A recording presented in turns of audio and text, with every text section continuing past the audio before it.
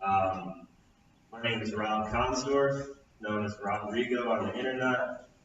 I've been nerding out about blockchain networks for quite a few years now, so picked up a lot along the way, and I'm hoping that today I'll be able to convey a lot of that information I've learned through the years to y'all to maybe clarify some stuff, make it a little bit more digestible, understandable, and also give you an overview of what's going on with EOS, which is the project I'm most excited about right now.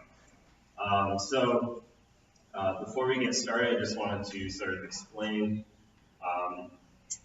I'm not an official spokesperson of Block.One, which is the company developing EOS. I'm just an interested community member from EOS, so I don't represent anyone in any official capacity, nor am I an official spokesperson for the EOS, decentralized autonomous community. So I'm just myself.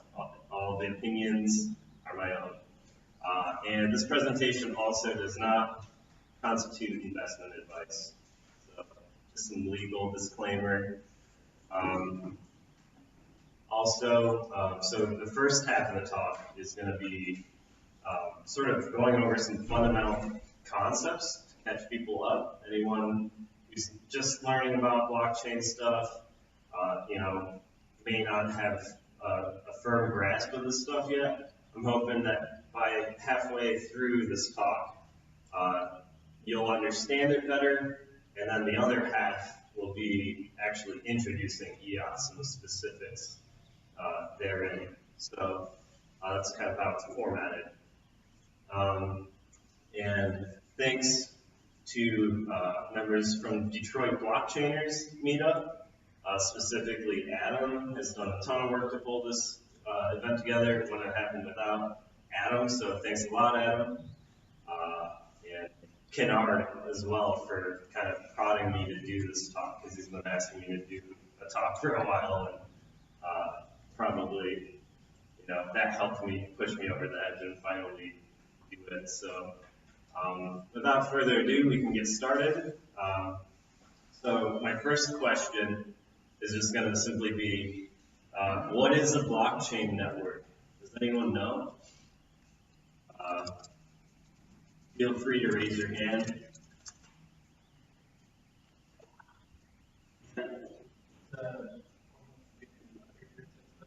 Yeah. Yeah, a form of distributed ledger system, totally. That's right on the nose. Anyone else?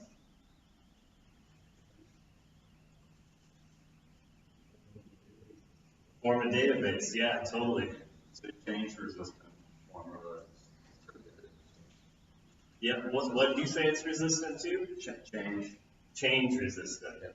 Yeah, so it can't be altered. Right. Yeah, totally. Yeah, I'd say those are all good aspects of blockchain networks. Yeah, they're peer-to-peer digital networks. The participants in a blockchain network connect directly to each other. And as you had mentioned, Greg, they're also resistant to change, so they have this property called immutability, where the past can't be forged, basically, in an ideal blockchain network. So all new data being added to the blockchain is actually referencing the past data in the blockchain. And the way that everyone comes to agreement in this distributed system is through a consensus algorithm. So the most popular consensus algorithm today is proof of work, which is the whole mining process. That's the process by which agreement is found. And there are two major classes of blockchain: public, otherwise known as permissionless or open, and private or permissioned blockchains. Anyone with an internet connection to the wide open internet can get on an open blockchain. Private blockchains can be on a corporate network. So this talk pertains to public blockchains. And so my next question for you all is, why are discussions about blockchains complicated? Anyone? What's up? Because blockchains are complicated. Yeah, exactly. Yeah, there's such a cross-disciplinary field. I don't know if you guys can see the slide very well, but anything from economics to cryptography to computer science, accounting and law, even anthropology, all of these different disciplines come into play when we're discussing these open networks that allow us to, create, this open, immutable system that we can start to migrate trust-based functions of society to. Even psychology, right? Like, there's a really interesting system we'll talk about later called Steem that has a lot of psychology at play. So it's a complicated beast to wrangle, and it's still being sort of articulated and figured out, and like, where does this fit into the world? So yeah, thanks Ian Grigg on Steem for this slide. Moving on, one last question for y'all. So why and how can open blockchain networks change the way we do things?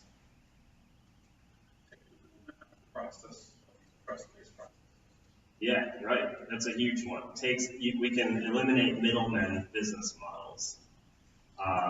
You can allow people to interact directly with each other without some middleman that is sort of reducing the efficiency of the process or whatever we're trying to achieve. So that's a great point. Anyone else? Yeah, middlemen can monitor and censor for sure, especially in black box systems. Like if you ask your bank to authorize a transaction and they don't, and you don't have any insight into why they said no, right? That's like sort of that censorship you're talking about, where you wanted to accomplish something and you were told no for some reason, right? So we can definitely work around that. Anyone else? Yeah, what's up? You change how people are managed. Yeah, exactly. That's a huge one. Changing the way we think about digital identities. Yeah, definitely. That's one of the points that I touch on later in the slide too, or talk rather. So my thoughts on why. They enable us to increase accountability and transparency in societal and business functions. So,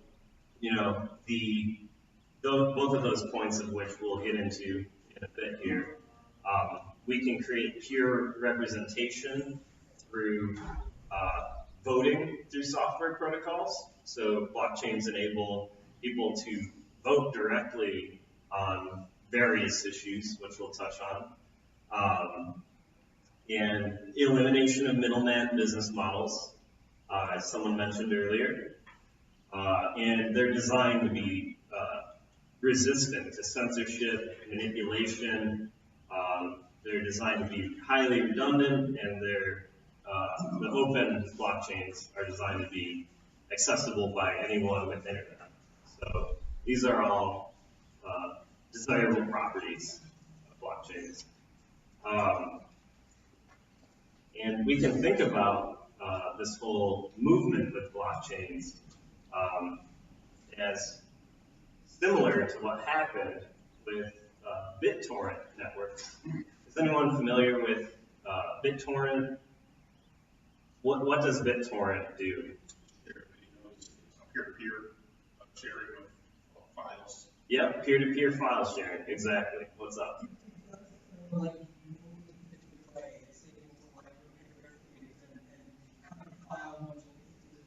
lot of strategies for making sure that the files disappear. Highly redundant. Yeah. So torrent networks are what enables people to. It has democratized access to information, basically. They're very hard to take down and censor. It allows people to share media, content. It enables content piracy, for better or for worse. And it operates in a similar manner where all of these people participating are connecting directly to each other through the internet. But yeah, they're highly resistant to takedown. And the most popular example of this is Pirate Bay. Despite numerous legal crackdowns, it still exists. It's like playing whack-a-mole. You just can't snub it out, really. Without breaking the way the internet works. And that's problematic for a lot of reasons. So we can think about blockchains and blockchain networks as doing for the transmission of value what BitTorrent did for the transmission of information. And one of the major properties is the accountability we can give with blockchain networks, and that's through cryptographic processes. So we can bake in mathematical assurances about, like, for instance, what Greg mentioned earlier, the fact that the history of a blockchain can't be forged. This enables us to create an irreversible public record of events, as well as an internet of value, where we can have high assurances like that. I can't spend money twice. It's all cryptographically verifiable and secured using mathematics to give us these high levels of assurances that allow us to track property. And this totally changes the paradigm of finance. Brings rules out into the open, allows us to have a high level of assurance that the rules are fair and no one has an unfair advantage. And thereby it also reduces the influence of any one actor in a global socioeconomic system. So the idea is to try to spread influence around, I think, and prevent one or a few entities from controlling everything. And transparency. Transparency is key. With blockchain networks, the source code is generally openly available to read and audit. So anyone can verify it. Third parties can verify it. If whatever network is claiming to have the properties of blockchain, but they don't allow you to read the code, then it's a total non-starter. Don't even waste your time with it. It needs to be open source. And yeah, due to this transparency, everyone can look at the rules and standards, which are also known as protocols, derived directly from the source code. And that's not to say that everyone will, but if you have someone you trust that is technical enough to read the code and verify it on your behalf, then you can have a higher assurance. Well, my friend who's an expert said it was good, so I trust them.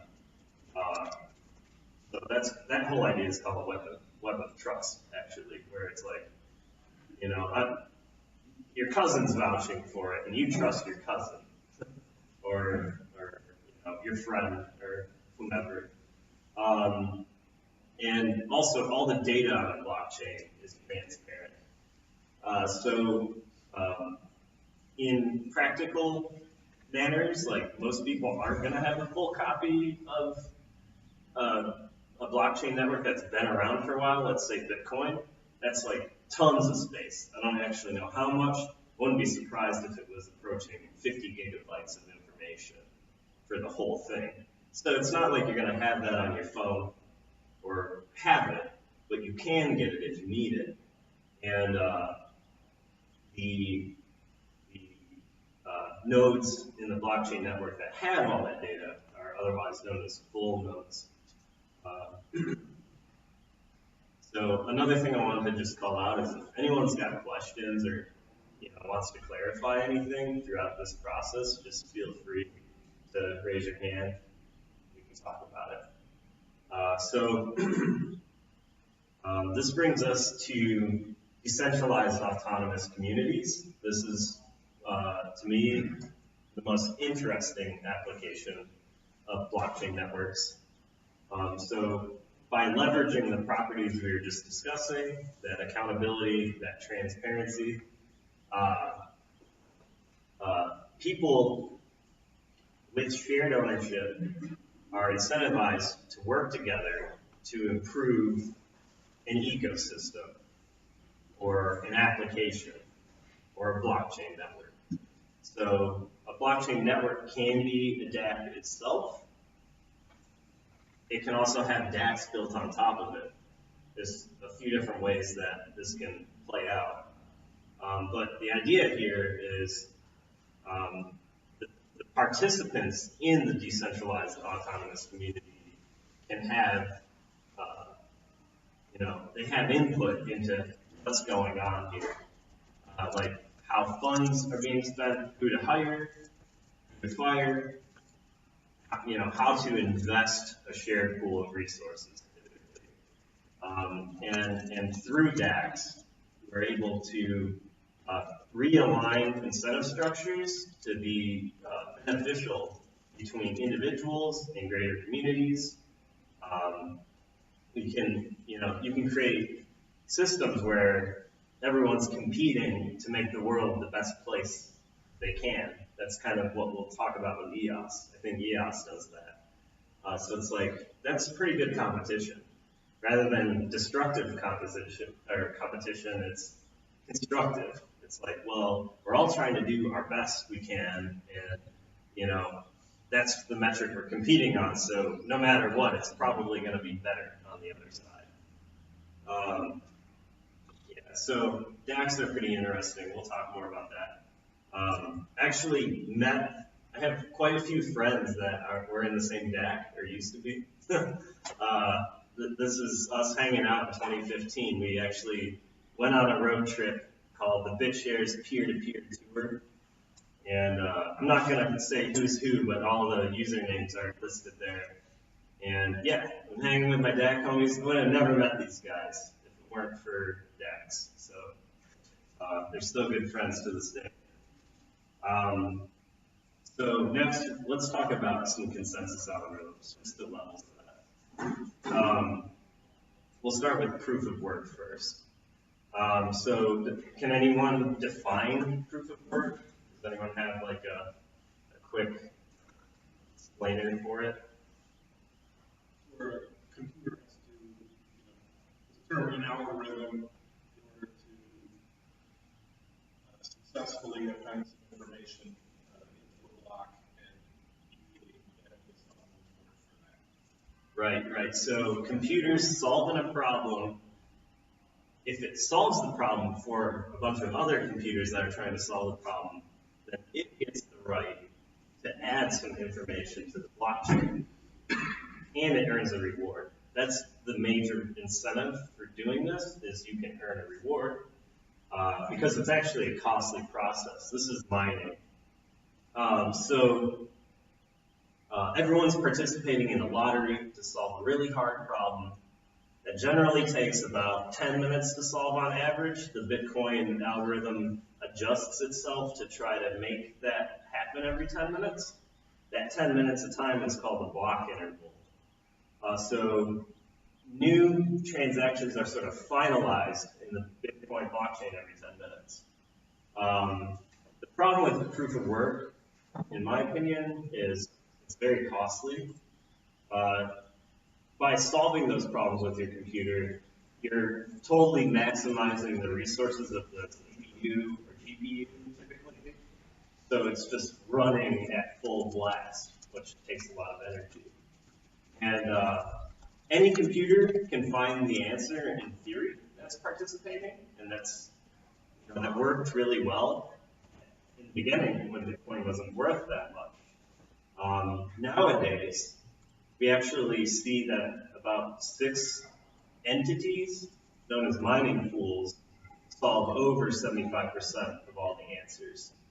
So it's centralized over time, and the mining pools sort of have formed cartels over time, where like you can put your hash power in a mining pool and get a proportional amount of the reward back, but you're loaning it to some other entity and they're using it, and then they're sort of giving you a cut.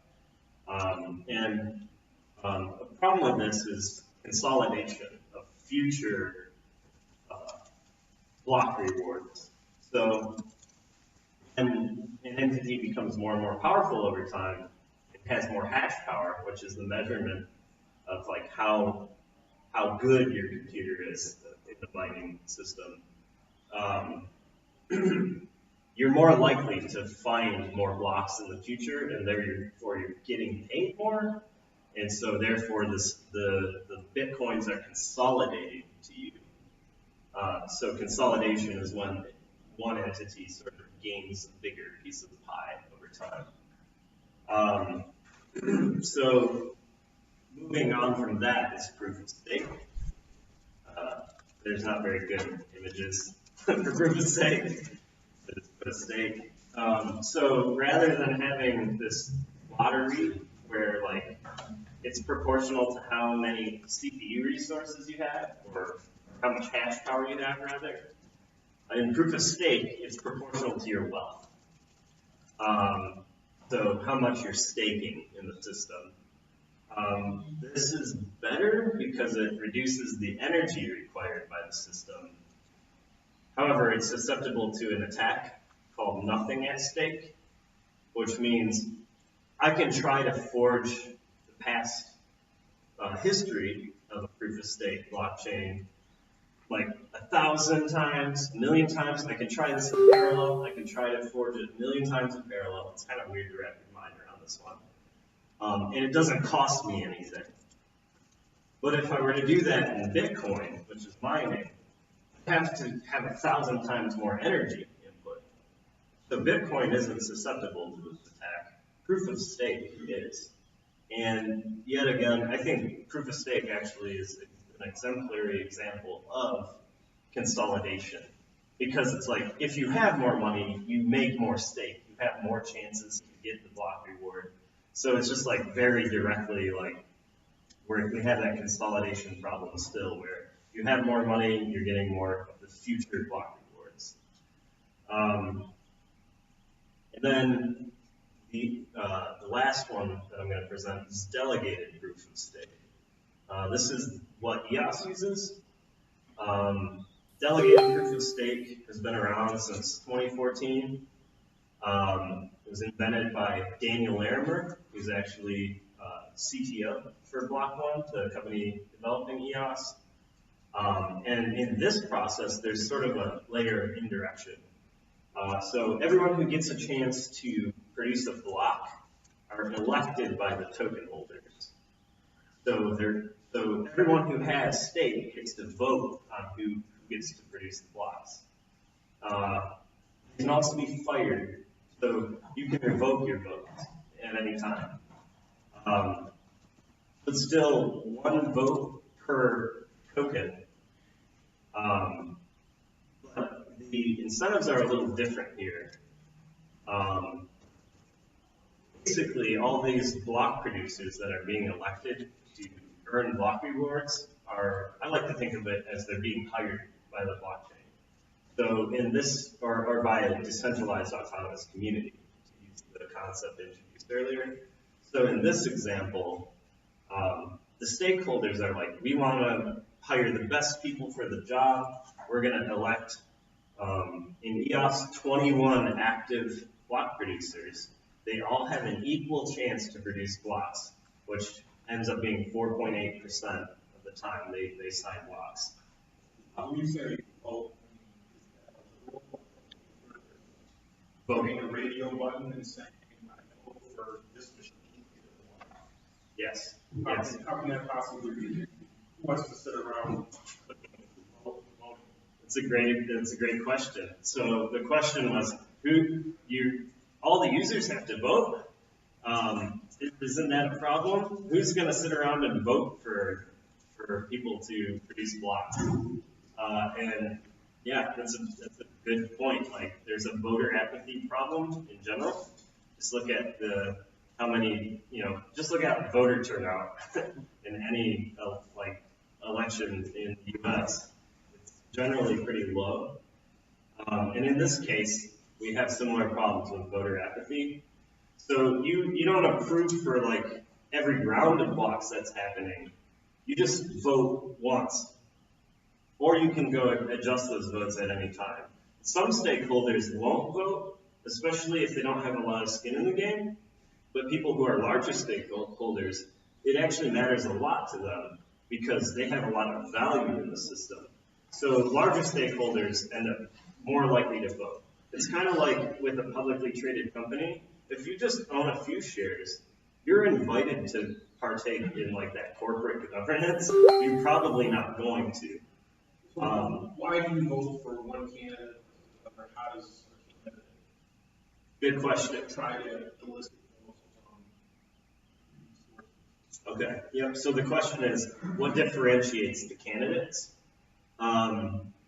There's a number of examples. Some candidates focus on marketing. Other candidates focus on producing software products and giving them to the community for free.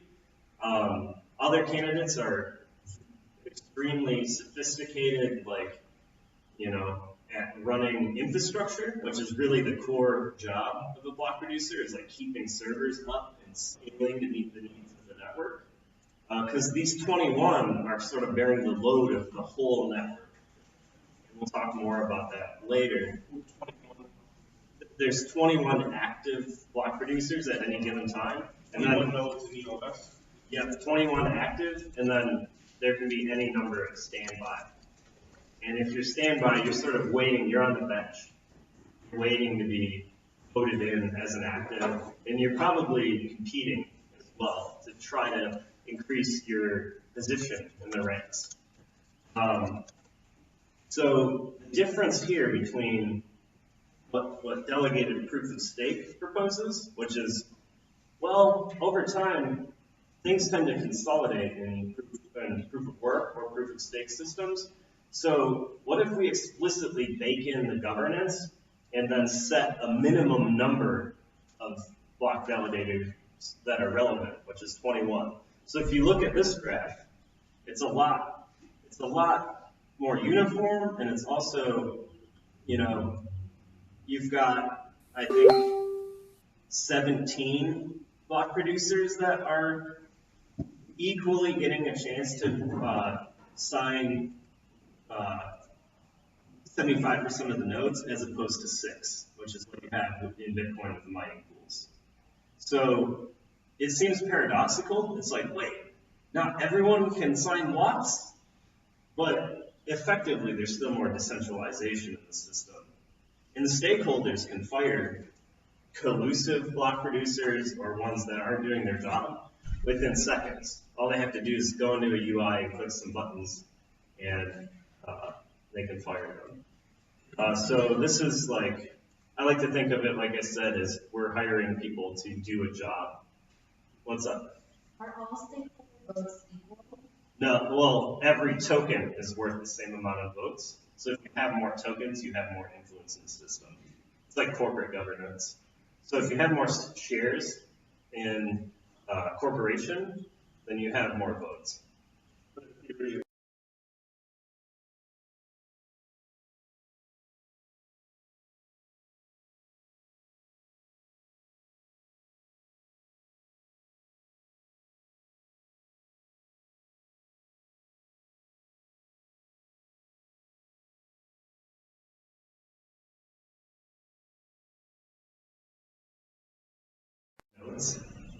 And they were such a big whale. They had so much of the stake consolidated, so they had so much influence that they just had that for a while. I haven't looked to see if that's still the case, but Yeah, that totally can happen. Like if the stake is consolidated, then that means that someone can have a disproportionate amount of influence, which means in order to make a robust delegated proof of stake system, we actually need to maximize the distribution as much as possible, which is something that EOS actually attempts to do, and I'll explain that. What's up? I was just gonna ask if the person that was going to roll out on those, visualization, like people would have to always Right. kind of disincentive, centralize it so much because you're kind of destroying You're devaluing it, right? Yeah, so exactly. Yeah, the stakeholders are incentivized to try to increase the value of their stake, right? So if you're a big stakeholder, it's like you want to make decisions that increase your wealth, probably. And so if you're doing something short-sighted, like the case was with Decent, where it's like, I'm going to vote in all of my, like 8 of my own nodes, and effectively can sign 33% of the blocks, or whatever the number was, then yeah, it's a short-term gain, but in the long term, you're probably devaluing the system. That's why a lot of people that we knew that were block producers are no longer block producers because they want to be part of the system network. Yeah, we were on Decent. I was just like, I'm not going to partake in this. And I shut off our nodes. Yeah. Yeah, Matt and I have a thing called Agoric Systems. It's not a company, it's a distributed collective, and we run nodes for 2 blockchains right now, PeerPlays and Use, which are both delegated proof of stake. Just a disclaimer. Okay, so moving on. Next, what are smart contracts? Does anyone know? Anyone? Oh, what's up? They're basically Programs that run on blockchains, exactly. That's a great way to think about it. I like to think of it as the business logic of decentralized applications. It's like, it's the implementation details of your blockchain-based app. It sort of dictates, how data is created, transformed, viewed even potentially, and also smart contracts allow us to create systems where we can have assurance. We can perform transactions without a third party, basically. So with smart contracts, we can almost use the blockchain as an escrow agent and sort of work towards eliminating third parties in different applications. So that's pretty neat. We'll talk more about some applications of this. One thing I just wanted to call out too was there's this pretty interesting project that I came across recently called Common Accord, and they're actually working on standardizing existing legal codes using Ricardian contracts, which are a type of smart contract designed to allow like real legal code to be executed in this fashion. So Ricardian contracts will be used in EOS as well. That's how the EOS Constitution will be implemented. And we'll get into that in a little bit. Any questions? Okay, so now I'm just going to take a walk down memory lane with y'all. We've got some predecessors to the EOS network that deserve a shout out. Bitcoin being, of course, the granddaddy. It let the genie out of the bottle with this whole blockchain network decentralist movement, developed by an anonymous person or team called Satoshi Nakamoto, released as the first blockchain network. It's proof of work. A lot of people think of it as digital gold. Enables value transfer. People are doing a lot with Bitcoin. It's like hit Wall Street in the last year, so now you can trade Bitcoin futures. Like the whole world's starting to look at this stuff, and Bitcoin's the gateway in a lot of ways. It's the biggest, it's the most talked about, most discussed most traded of all the cryptocurrency tokens. So next we have the first delegated proof of stake chain called BitShares. I mentioned that earlier. It's hanging out with my DAC homies in that one picture. This was developed by a company called Invictus Innovations.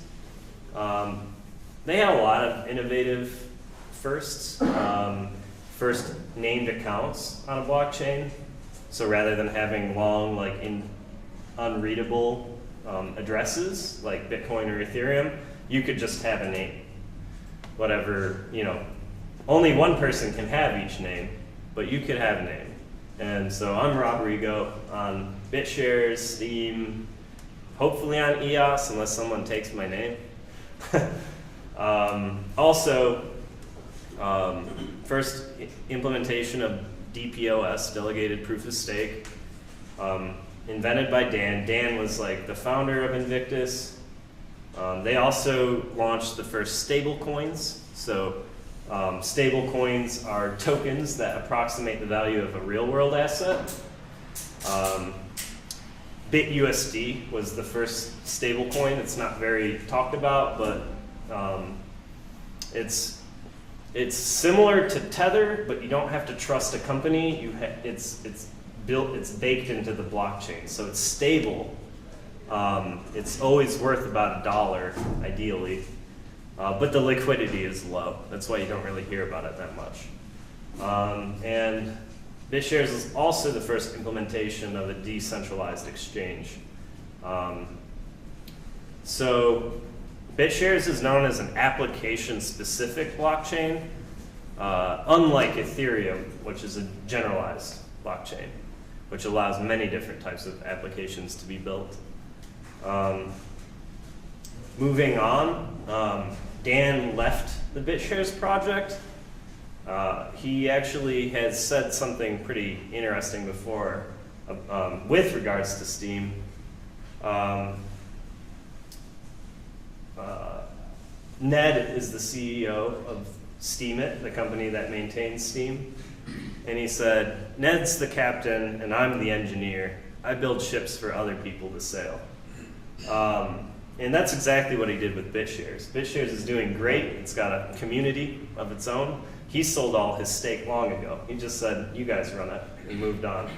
And that's pretty powerful that, the figurehead left, the innovator, and yet the network continues to go, thrive, has its own life of its own people that are doing all the governance stuff, its own block producers, and all of that, and new projects working on it all the time.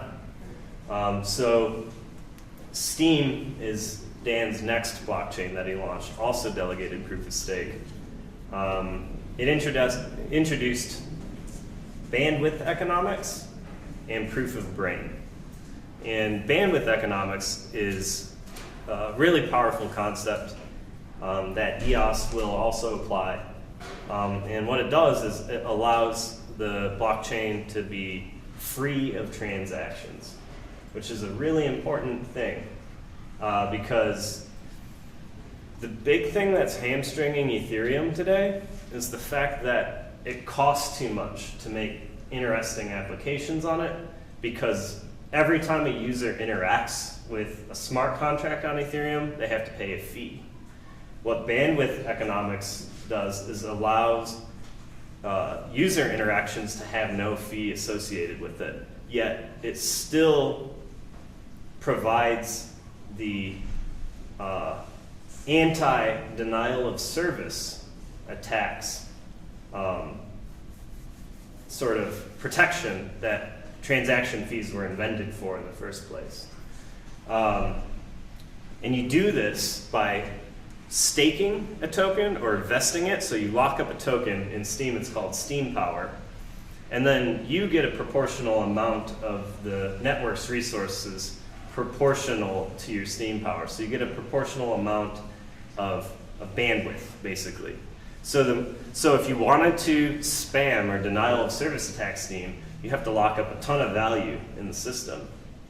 And then you could spam it for a while, and then eventually you'd run out of bandwidth.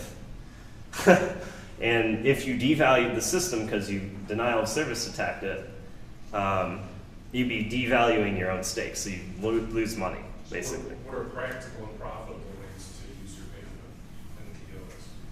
in EOS? We'll get to EOS in a minute. In general.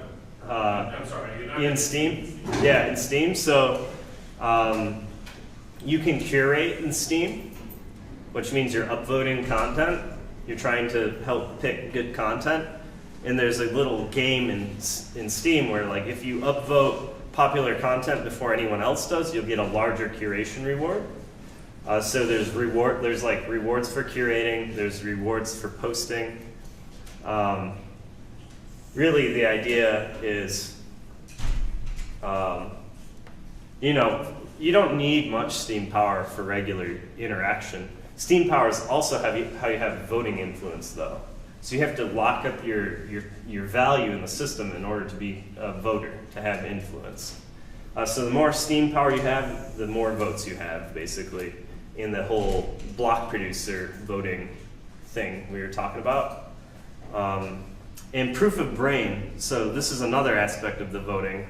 The more Steem power you have, the more say you have in how the stake of the Steem blockchain is distributed.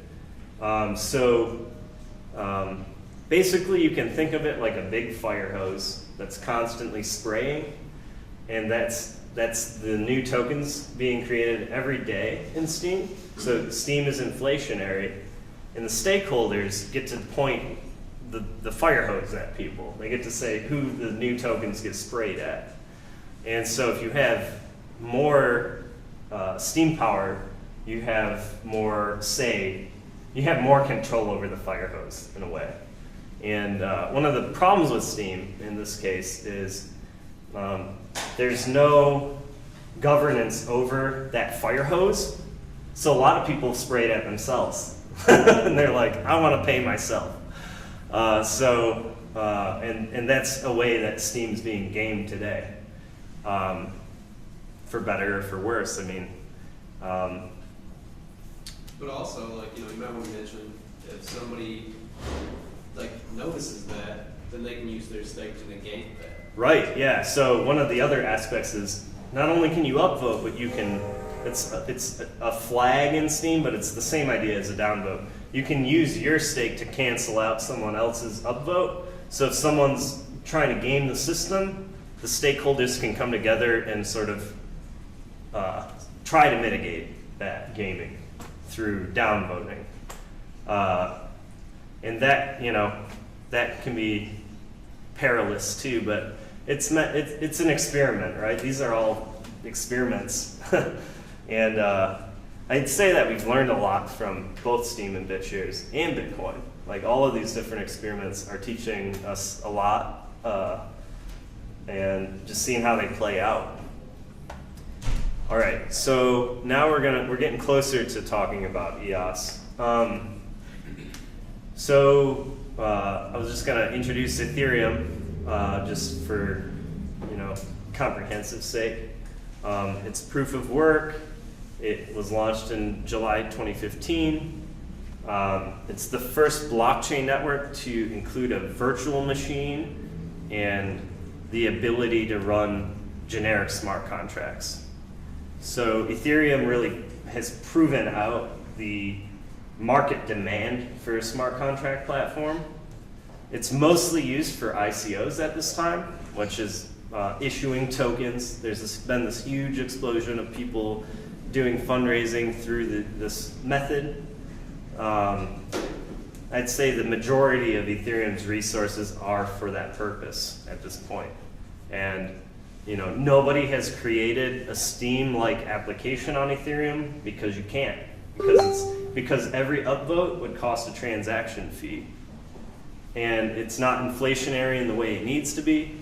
And so there's a lot of reasons why you can't actually implement an application, like a social media application, like Steem, on Ethereum. What's up? I was going to ask if you're going to show kind of how these all stack up together in practice, like on Block.One. Yeah, actually, that's the next slide. Okay. Good point. So Matt was hinting at the next thing I'm going to talk about. And then EOS, it's another delegated proof of stake chain. It's actually going to be an advanced version of delegated proof of stake, so it's called BFT DPoS. We'll get into that a little more in a bit. It's designed for usability, commercialization, performance, and governance. So kind of, and it uses the named account paradigm as well. And so one fun activity, pun, is ranking blockchains by activity. So if you look at blockchains by activity instead of market cap, which is, I think, the usual metric people use to compare them, is like how much is that system worth on like coinmarketcap.com, you see a totally different picture. Steem is the most active blockchain by far. Ethereum is second, and then BitShares, and then Bitcoin. So Bitcoin right now is actually the fourth most active blockchain. How do you measure activity? This would be the amount of transactions over a 24-hour period in the first column here. And then it shows an average, a 7-day moving average, and then the top record. And so a lot of this comes back to throughput. How many transactions can you actually pump through the blockchain? And that's why Bitcoin's fourth in this case. Oh, technical difficulties. So so we've got Ethereum is actually worth 100 times the amount of Steem today, but Steem has done over twice the amount of transactions today. And I just pulled this data today, so it's fresh. Buying and selling Steem shares. No, this is just on the blockchain. This is blockchain transactions. So this is like how many transactions are being included in blocks over a day. So it's not including trading. The trading aspect would be on centralized exchanges usually, and that's not measured here. Okay, so what comprises a block of transactions? So a transaction is like whenever if I send Bitcoin to you, that's a transaction. If I send Ethereum to you, that's a transaction. If I interact with a smart contract on Ethereum, that's a transaction. So any send, any smart contract interaction. So I understand sending Ethereum, sending Bitcoin, Yeah. interacting with a contract, what might that comprise? Would that be different than sending or receiving? So each smart contract actually has its own functions it exposes, and you can craft a transaction in Ethereum so that it'll like use one of those functions, it'll call one of those functions, and you can pass it data. So it's basically like using that smart contract. So if I just made a contract that said, do something every millisecond, could I inflate my activity? You could try, but actually Ethereum's already past 100% utilization. It's got a backlog. So all you would do is actually increase the backlog of unconfirmed transactions. This is the same reason why before like the SegWit adoption, Bitcoin could take hours and hours, even days to confirm, because the backlog grew so big of transactions waiting to be included. So the reason Steem is so active is every upvote on Steem, every comment, every post, those are all blockchain operations.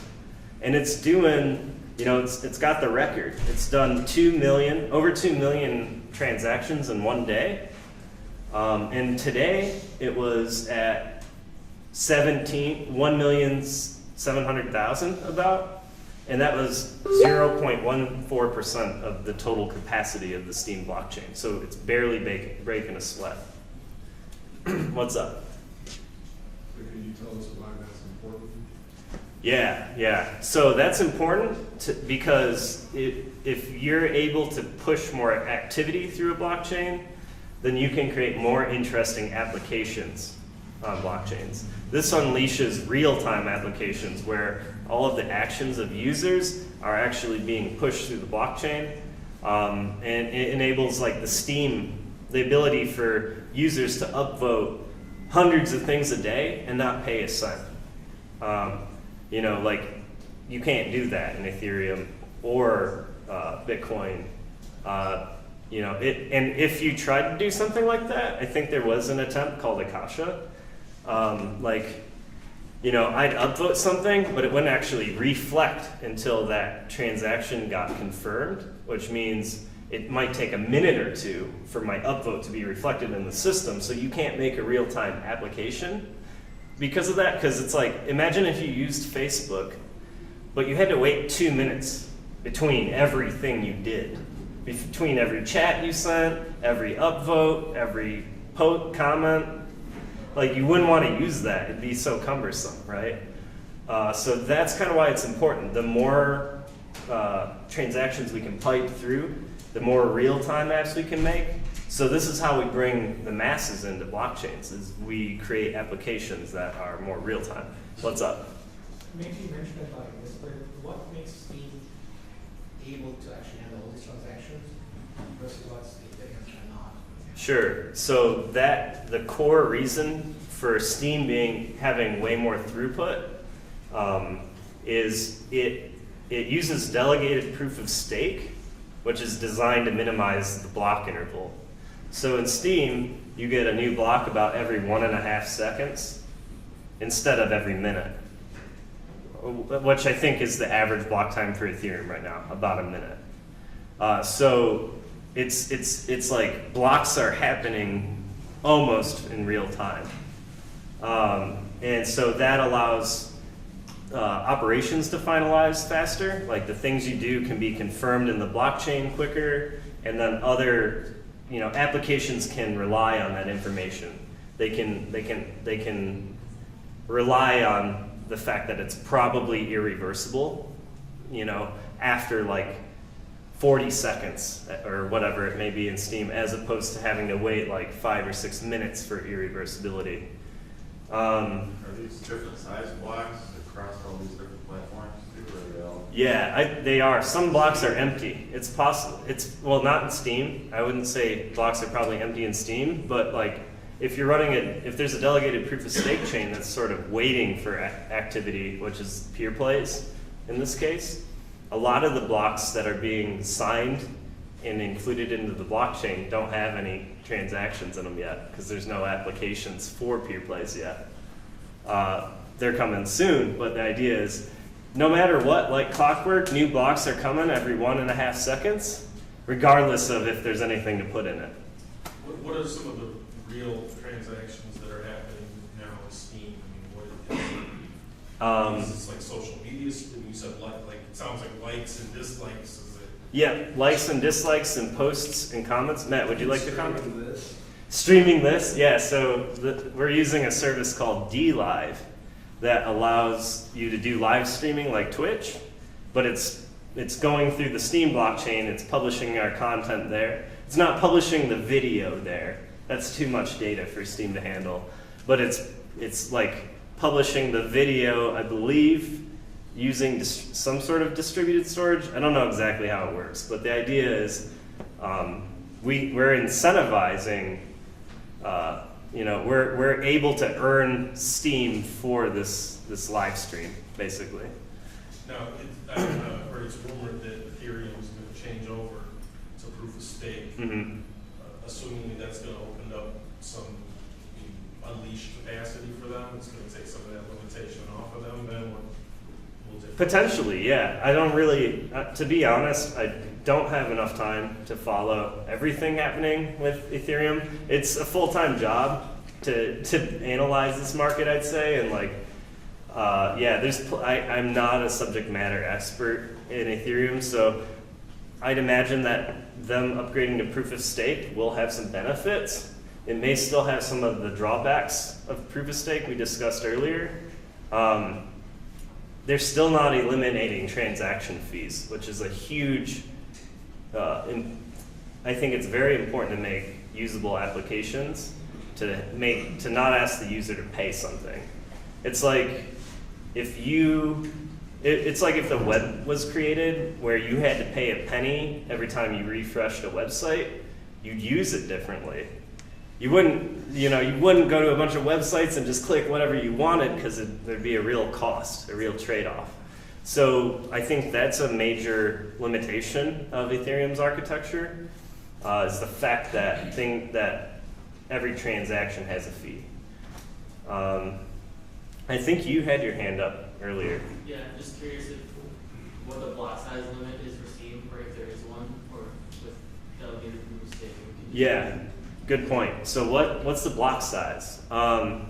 That's actually, so not only do in Steem they're called witnesses, but the block producers we were talking about earlier that are hired by the stakeholders, they publish data about the blockchain as well. Like they publish parameters that are fed into the system, one of which is the block size. So the block size is adjustable by the witnesses, and the stakeholders have the last say.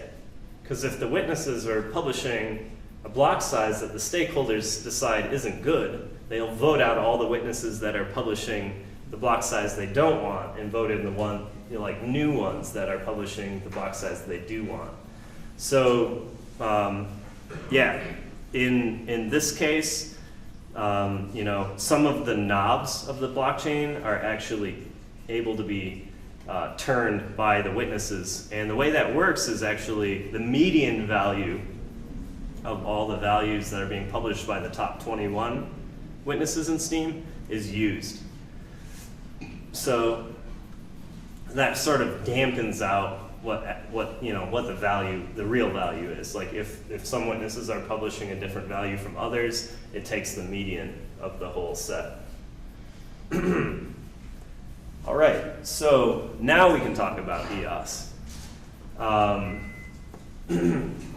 Why EOS, right? That's why you came. So it's a generalization of the architecture that BitShares and Steem use. So BitShares and Steem are application-specific protocols. EOS is a generalized platform, similar to Ethereum. It's distributed in a way that penalizes consolidation of the token supply. So that goes back to the questions about voting earlier. It's hard to consolidate the EOS token supply, the way they're distributing it. That is because they're doing like a reverse Dutch auction thing where they're selling tranches of tokens every day for a year. And it's an unbounded amount that's being collected. This is actually an Ethereum smart contract they're doing this in. So it's being distributed on Ethereum. Basically, if I am someone who has a lot of money and I want to try to hoard the EOS tokens, I have to pay like a premium to attempt to get a larger stake, because either I'm going to dump money into the market and move the price, or because EOS is also trading on secondary markets as it's being sold in a token distribution contract where you can contribute Ethereum. So essentially, any amount of Ethereum can be sent to buy a tranche of tokens every day. And the more that's sent, the less all the participants get. So if someone wants to send millions of Ether in on one day, they're just going to drive up the cost of EOS. It actually simulates proof of work in a sense, the proof of work distribution. This is something that we could talk about more. I'm going to try to go a little faster because I got a bunch of slides. But it's designed, the point is it's designed to minimize the consolidation of the supply. So that gives us a more robust DPoS voting scenario, whereby no individual holder ideally can totally sway the system in any way. It's the widest distributed token to date. And in my opinion, it's also furthest along in the protocol wars. So it's closest to commercialization, where it's going to be highly scalable, highly usable, and highly performant. And so my theory is that EOS will actually allow blockchain applications that have millions of users, and it'll enable like hundreds of use cases like Steem. And so we'll talk more about that. It's also going to be the first blockchain network with its own constitution that all the users digitally sign. So all the users are bound by a constitution. What's up? I'm just curious where all the ether is going to go that they collect. I don't know. Block.One actually claims it as revenue. So they can sell it. They can do whatever they want with it. It's their revenue. They've raised like $1 billion so far. They've actually pledged $1 billion to this EOS VC fund to develop the ecosystem by partnering with VCs who will invest in teams that are building applications on EOS. So a lot of the value they've captured is going to come back into the EOS ecosystem. But technically on the books it's revenue. And I don't know what they've done with it. I don't know if they've sold some of it or not. I don't try to track it. They might have a huge amount of ETH that they could dump on the market if they wanted to. I'm not really sure what the plan is there. I think you mentioned where are they based at? Block.One is a Cayman Islands company. The company that started it, or the company before Block.One that a lot of the people that are in Block.One came from, I think was called II5 and was in Hong Kong. I know Block.One has some offices in Hong Kong, I think. They also have, I think their new headquarters is actually in Virginia. That's where Dan Larimer, the CTO, lives. So Blacksburg, Virginia. Yeah, Dan's been there for a while. Like on that peer-to-peer road trip we talked about, we actually went to Blacksburg and hung out with the BitShares devs for like a week and met Dan and team. So this is a diagram. It might be hard to see, but this actually shows sort of the distribution of EOS to date. I just pulled this today. This blue section, the smaller blue section on the top, is the crowd sale contract. So that's the undistributed EOS. The next largest address here, this black part, that's the founder's supply. So that's what Block.One will get, which is 10% of the whole token supply, vested over 10 years, so they can't get to it all at once. And then the next largest holder is, and this is by Ethereum address, so it's impossible to tell if someone has multiple Ethereum addresses that they're spreading it out across. So this is a best guess of distribution. We can't actually tell because someone could control multiple addresses with EOS in it. But this green slice here, the third slice, which would be technically the largest holder, is under 5%. It's like 4-point-something% of the stake. The first big chunk was? This is the undistributed. Over here, this is all other accounts. So this is everyone else, and these are all the whales, basically, this bottom colorful slice. And the black is owned by Block.One, the company. So far, I mean, it looks like a pretty decently distributed system. Would it be fair to say that like the next largest holders of probably exchanges like Binance or BitTorrent? Yeah, actually, that's probably a good guess. I know some of the Chinese exchanges have bought in. No Yunbai, and so some exchanges have allowed their customers to to basically buy into EOS, I think somehow. Like there's all of these ICO websites. I don't really follow that stuff a whole lot, but I think some of them have provided services basically to make it easier for people to use the smart, the crowd sale contract. So yeah, effectively this is just to show like the distribution of EOS is pretty good so far. This green slice is the largest known holder, less than 5%. Quick stats, so I'm just gonna sort of go down the list. It's got no transaction fees. The virtual machine is WebAssembly, which is a standard that's sort of immature now, but it's gaining traction. So if you want to write smart contracts on EOS, you actually want to use C++, because C++ has the most mature tool chain for WebAssembly. The block interval will be 1/2 second, so even faster than the Steem blockchain. It'll be, you'll have 3 blocks in EOS before 1 block in Steem. Uses account names for addresses.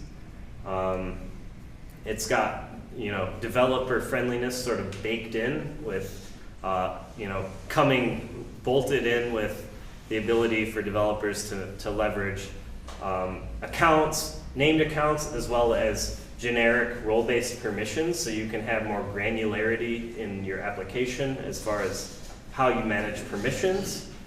That might not make a whole lot of sense unless you're a developer, but that's okay. Throughput, they're aiming for a modest 2,000 transactions per second at launch in a single thread. Long term will be over 10,000 transactions per second in a single thread. And then they're also developing parallelization of the blockchain execution, which will enable use cases to scale to millions of transactions per second. So their marketing says it will be infinitely scalable. It remains to be seen. I think that they've got a pretty smart team, so we'll see. And even if one EOS blockchain was saturated, which would take a lot, it's being designed so that it can interoperate with other instances of EOS software. So multiple people or multiple areas of the world or different communities could launch their own EOS chain. Steem could upgrade to EOS software and integrate with EOS as well as BitShares. That's something we'll touch on a little bit more, but the idea is it's designed in such a way so that even if you saturate one chain, you can launch another one and they can intercommunicate. Security features, so it's got hacked and lost account recovery, so getting closer to that normal website paradigm where like you can do a password reset. It'll be a little different in the system because there's no company that can just reset your password, but they're thinking about those usability scenarios that it's too sharp of an edge if you accidentally forget something and now you're locked out of your funds. Like people don't want to use that. It's too risky, it's too scary. So having that stuff built in. Steem actually has hacked account recovery, not lost account recovery. I'm not going to go into the details of that right now. Founders tokens, 10%, and annual inflation is between 0 and 5%. That's set by the block producers. This is yet again one of those knobs that can be changed by the block producers that are voted on by the stakeholders. So if the block producers are implementing a policy that the stakeholders don't agree with, they can vote them out. And like I said, EOS has upgraded delegated proof of stake, so it's faster. And it's also now going to be Byzantine fault tolerant, which may not make a whole lot of sense to you unless you're a developer. But that just means that it's a robust distributed consensus algorithm. Before, like Steem and Bitshares have a really high efficacy, but I don't think they're technically BFT. but now they've built BFT into DPoS. In layman's terms, what is BF? BFT, so, Kennard. I mean, it's not a layman's concept. It's really like if you have the idea is that you have generals who are trying to coordinate on an operation, but they can't necessarily trust each other or know that none of the generals have been compromised. How can they coordinate? I actually don't really when I talk about blockchain systems, I don't talk about them from the perspective of Byzantine fault tolerance. I kind of reverse that and just talk about the attacks that we're trying to prevent, and that's really contextualized within the history of attempts to create cryptocurrency and the attacks that brought down the prior cryptocurrencies. So what attack is it? Or what is it achieving? So the idea is that it should allow you to have a system that is open, where you don't have to trust the people who are participating in the system in order for the system to work according to its intended rules. With the case of Bitcoin, right, it's this open system. Originally, anyone can mine. How can you know that people will submit blocks and that their contributions will follow the intended rules of the network? So it's this way that you can have people who are potentially opposed to each other coordinate. That's a great way to put it. Wikipedia's got a whole article on it too. It's sort of it's a computer science topic, really, and it's sort of at the core of achieving distributed consensus. It's a technical topic, and so like the Byzantine general. yeah, if you want to read more about it, it's a way to solve the Byzantine generals problem. We have a chat question. Okay. Yeah, somebody's asking if there are no transaction fees on EOS blockchain, then what is EOS token going to be used for? Can't you just run a smart contract on the EOS blockchain without owning any EOS tokens? It's a great question. Thanks for that. It leads right into a few slides I have. So I'll answer that question in just a minute when we get there. Okay, yeah, so because of this faster block interval, half second now, EOS applications will feel faster than pre-existing DPoS blockchains. And each block producer signs multiple blocks per round. So I know you can't see this image, but it's actually a picture of our block producer signing 6 blocks in a row. So when it's your turn, in Steem, you normally sign 1, and then you pass it off. But in EOS, you sign 6, and then you hand off. So you sign multiple blocks now. Just one distinction.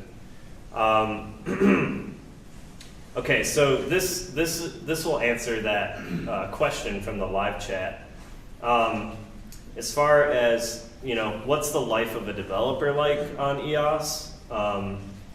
You write your smart contracts in C++, you compile them to WebAssembly, which that's all documented in actually I've got a handout here to give you all that has a ton of info to take home with you so you can digest some of this stuff better.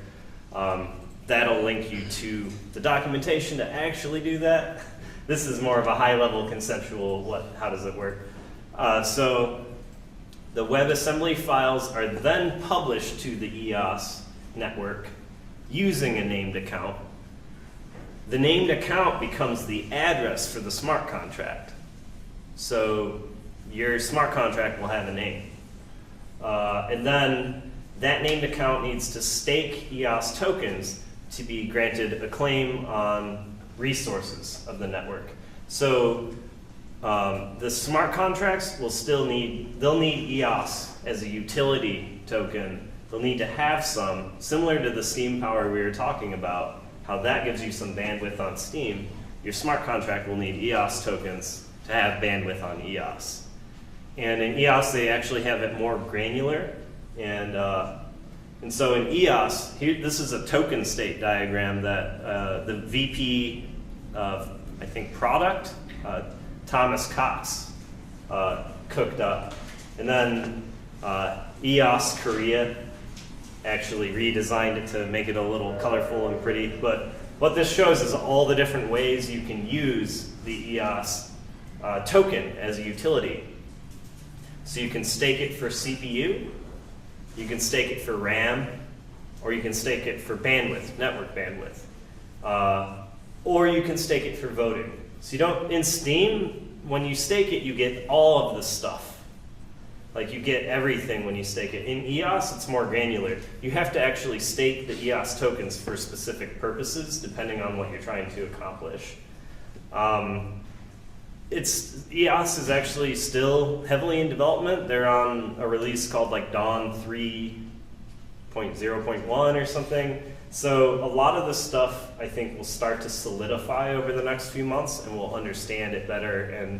And there will be more context around, like, as a developer, what do I need to actually publish my apps to EOS? Like, how much EOS do I need?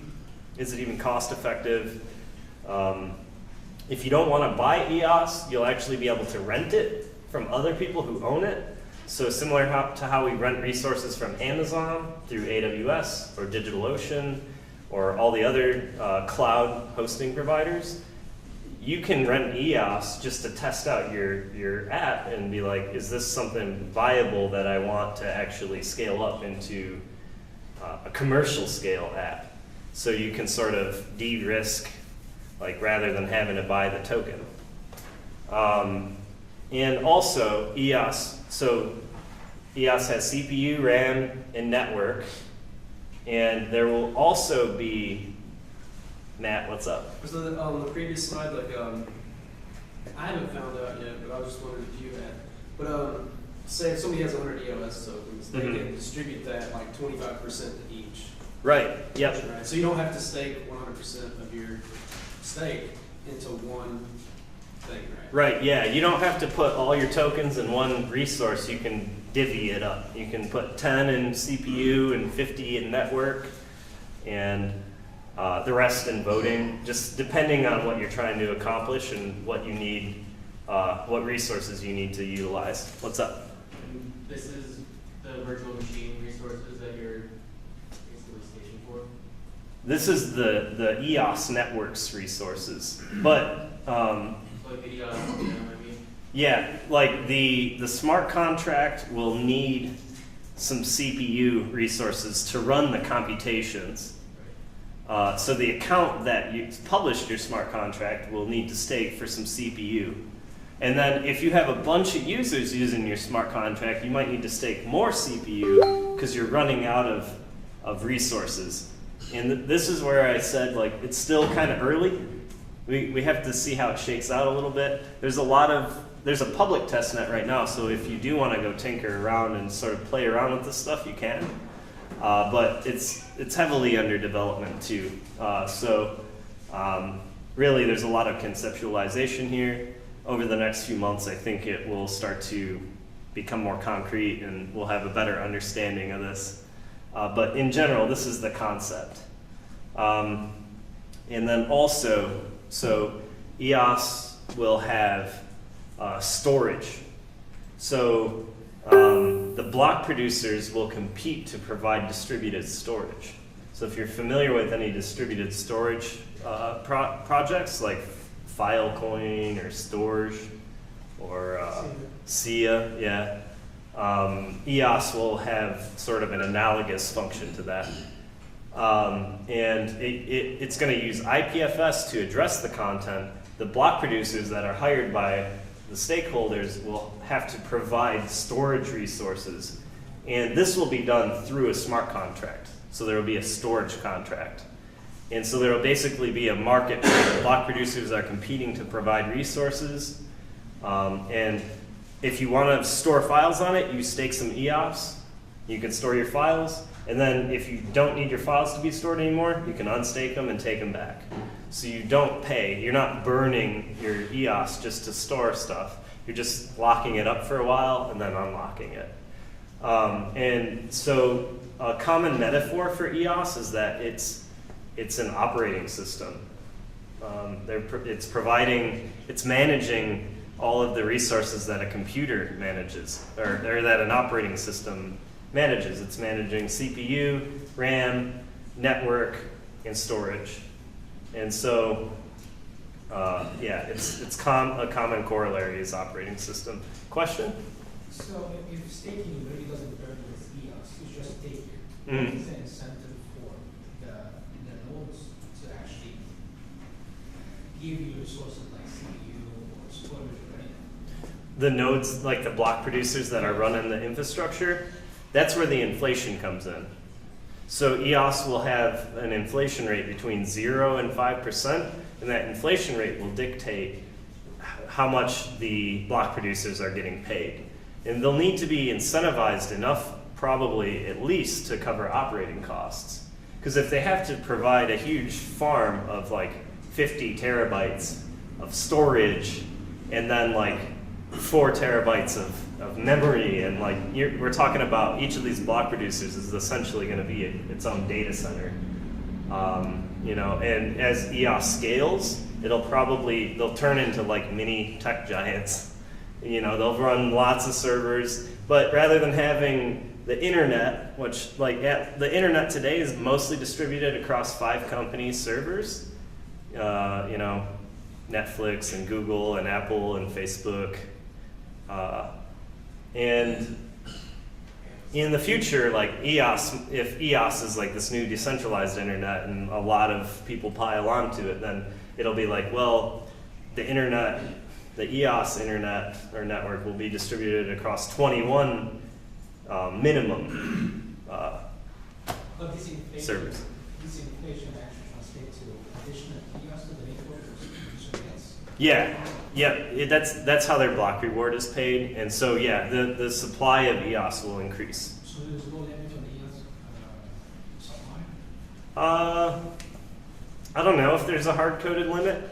There was in BitShares. In Steam, the way it works, I think it may be similar, is the reward pool is a certain amount, and then each year, like that annual inflation is actually reduced.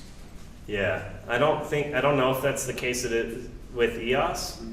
What I expect will play out in practicality is the inflation rate will be higher at first, then as the network matures, it'll come down, because ideally the network will become more valuable over time, so it'll take less EOS being printed to pay the block producers to keep their servers operating. What's up, Greg? Just to make sure I understand, so there's basically 21 data centers.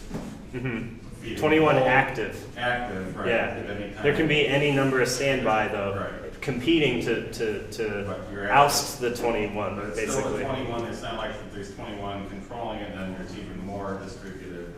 Yeah. Still, you're throttled to the 21. Yeah. So Dan. So they have to be big data centers if this gets really popular. Yeah, definitely. They'll have to be like fully, Not just full-blown like commercial scale. It's like running, highly available software company. What's up? The economics doesn't seem like it makes sense if there's no fees. Because if there's high inflation, nobody's wanting to like own the EOS tokens and they'll just keep selling them on the exchange.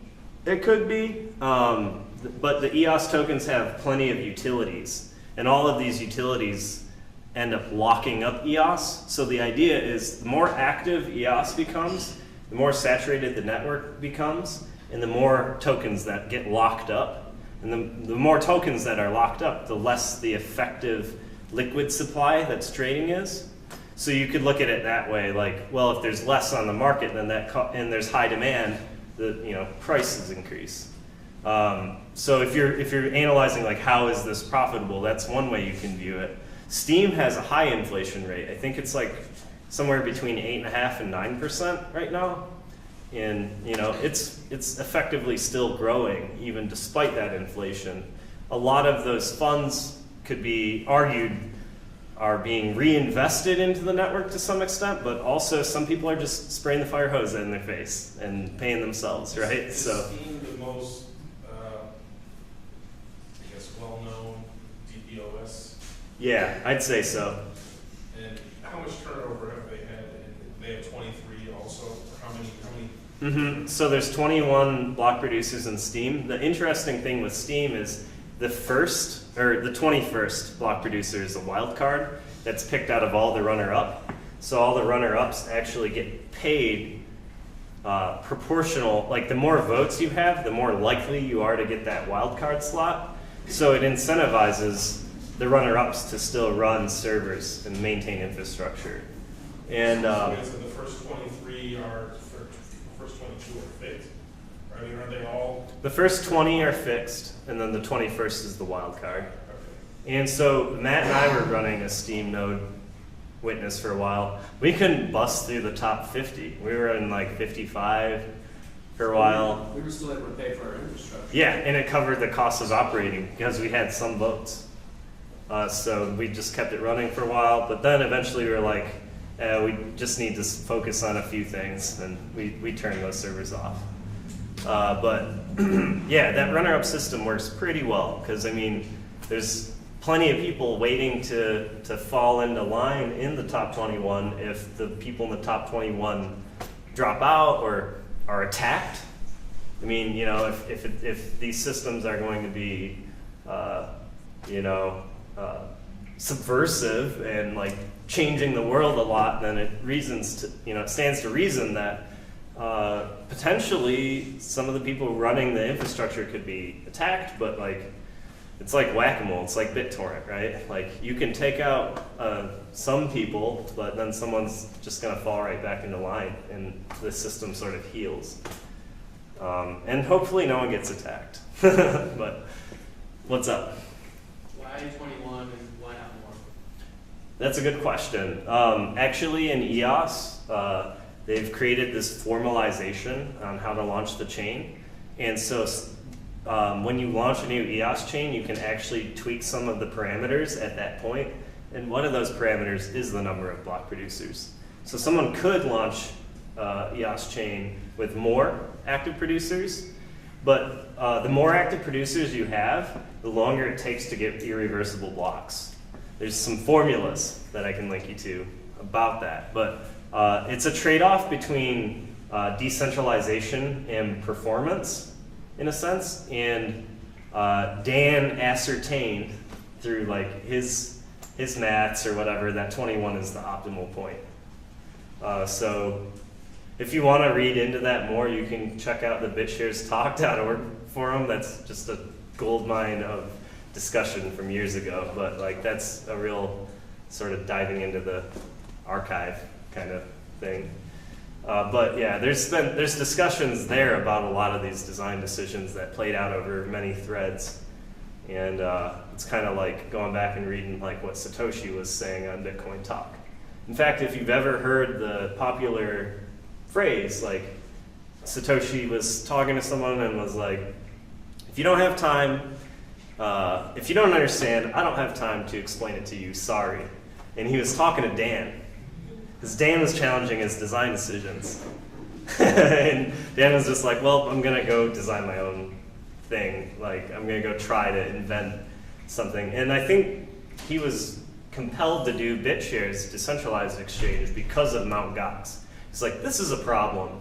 There's too much custody, or there's too much trust put in these centralized exchanges, and then when they, you know, it creates a single point of failure that causes mass panic, causes tons of people to lose money. I think Mt. Gox was a $500 million loss of funds, which is insane. And so he's like, let's build a decentralized exchange. And that's what led him down this path. But he was like, well, Bitcoin and proof of work isn't fast enough to do trading.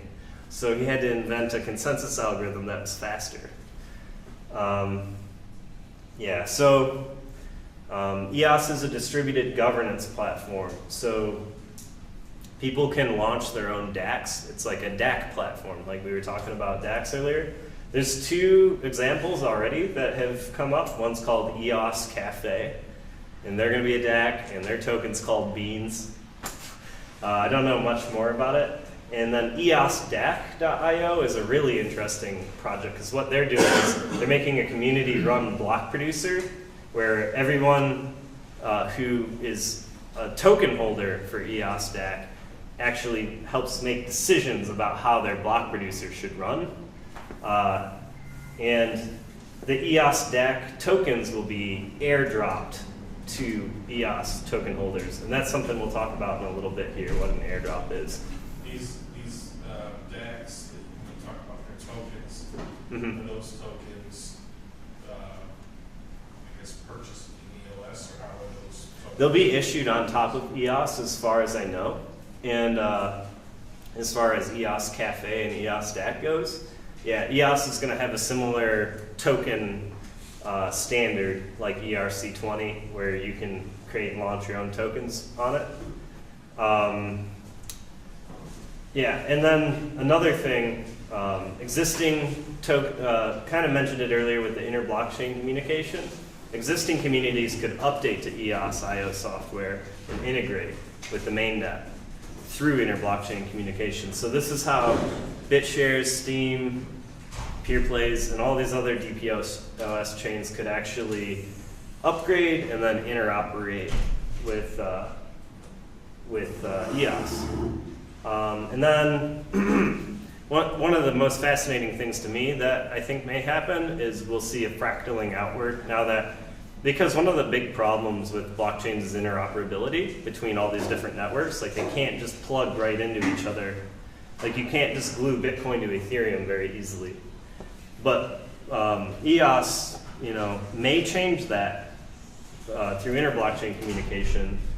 And so I think we could see new communities creating their own instance of EOS software with their own constitutions and their own distributions. And my guess, there's a movement in Puerto Rico actually happening, where a lot of people are like, how can we rebuild Puerto Rico using this new technology, using blockchain networks and stuff? And Brock Pierce, who's kind of a contentious character, he's also one of the principal investors in Block.One. He's put up $1 billion to help rebuild Puerto Rico, supposedly. And it's like, well, it remains to be seen if this is good or bad. Is it neo-colonialist? What's the narrative, right? Are the Puerto Rican people included? I mean, we can talk about it all day. It remains to be seen how it plays out. But he's mentioned this project called One, which the name comes from, if you take my out of money, you're left with one. This is just my own hypothesis. I think One will be an EOS instance that's airdrops to Puerto Rican residents. I don't know if that's true. I've never met Brock, but he's going there. He's part of the EOS project. It's launching in June. And so we may see One be the first parallel chain that actually integrates with the EOS mainnet. But this could be interesting. You could give representation, you could airdrop the supply of that token to all Puerto Rican residents. You could do interesting things with the distribution when you issue your own token to create different dynamics at play. So another one that I think could potentially upgrade to EOS is Telegram. Telegram Open Network, they've said, we're doing this huge fundraise, like they've raised almost $1 billion, I think 850 million. And I mean, they're a prime candidate for this. And then I put DET, I was like, well, let's watch what people do and see if this is a good thing to do. Because what if we could issue a token in Detroit and airdrop it on all Detroit residents and have Detroit have its own constitution or something like that. So it's really interesting to me, launching your own chain versus launching your own DAC on an existing chain is it's a heavier process to launch your own chain versus the lightweight process of just launching a token on an existing chain. But if you want to implement your own constitution, this would be how you do it. So that could be really interesting. I know there's been a lot of talk about Dcoin and things like that, so it's like, well, this is just another thing to chew on about that. So EOS is a transient jurisdiction. It will support arbitration and dispute resolution, so property rights can be enforced through the protocol. If if the government comes and like puts a gun to my head and says, "Give me all your EOS," assuming I have EOS, I'm not gonna confirm or deny that. The community, the EOS, I could file a dispute and say, "Hey, I got my shit took." like help me out, and like I could go through a process right in the protocol to get my property back. An arbitration process. So that's really interesting. And to me, this is the emergence of a transient jurisdiction. It's a totally new experiment. Who knows how it'll play out? But everyone who's using EOS is bound to the Constitution. Every time you sign a transaction with your identity, with your key, which is like your account, you are implicitly signing the Constitution. Does the Constitution exist already, or is that? No, that's going to be a debate. Like, what is the Constitution? It's got to be decided still. And that's figuring out what the Constitution is actually part of the formalized boot process, which there was just an interesting blog post published today that I could link you to about that. But that's going to be up for debate. What is the Constitution even? And there's actually, on this handout, there's a Telegram channel that's dedicated to discussing the governance aspect of it, because it's its own rabbit hole entirely. So they're already, EOS is already out there in the market, correct? Yeah, it's being distributed. It's been being distributed for since last June or July. It's a year-long ICO. Well, it's not technically an ICO, it's a token distribution, because they're not using the funds to fund development. They already had development funded pre-distribution. So they've designed it to try to make the widest distribution possible. And it's not actually necessary to fund the project. And they're actually Ethereum tokens that represent EOS tokens, right? Yeah, right now, exactly. Yep, right now, EOS tokens are ERC20 tokens. In June, when EOS mainnet launches, you'll be able to, basically the ERC20 token contract will be frozen, and you'll be able to use your Ethereum keys in order to claim your mainnet EOS. And then you'll have actual EOS with utility, whereas today it's all speculation and there's no utility with EOS. Does the value of EOS fluctuate relative to Ethereum? I don't know. It might. That's a good question. To me, there's just there's so many dynamics at play in the cryptocurrency market. You can correlate things like that, and you might be able to find patterns, but then your challenges or your assumptions can be challenged too. If it's worth some set amount of ERC at the end of the day, of Ethereum at the end of the day, why is its value fluctuating? It's a pretty complex game theoretical problem because it's also trading on secondary markets simultaneously. So you can trade it on things like Binance, simultaneous to the ICO. So there's arbitrage happening between the primary distribution, which is that Ethereum smart contract, and the secondary markets. And so it's just it's complex game theory from what I can tell. Just going back to that, I've seen the token distribution, which is X amount of Ethereum contributed to that one 23-hour window, the 341 independent windows. And I've seen that price fluctuate by a difference of about $2 US. At the same time as that's distributed, I've seen the price vary by a couple bucks on Bitfinex and Binance.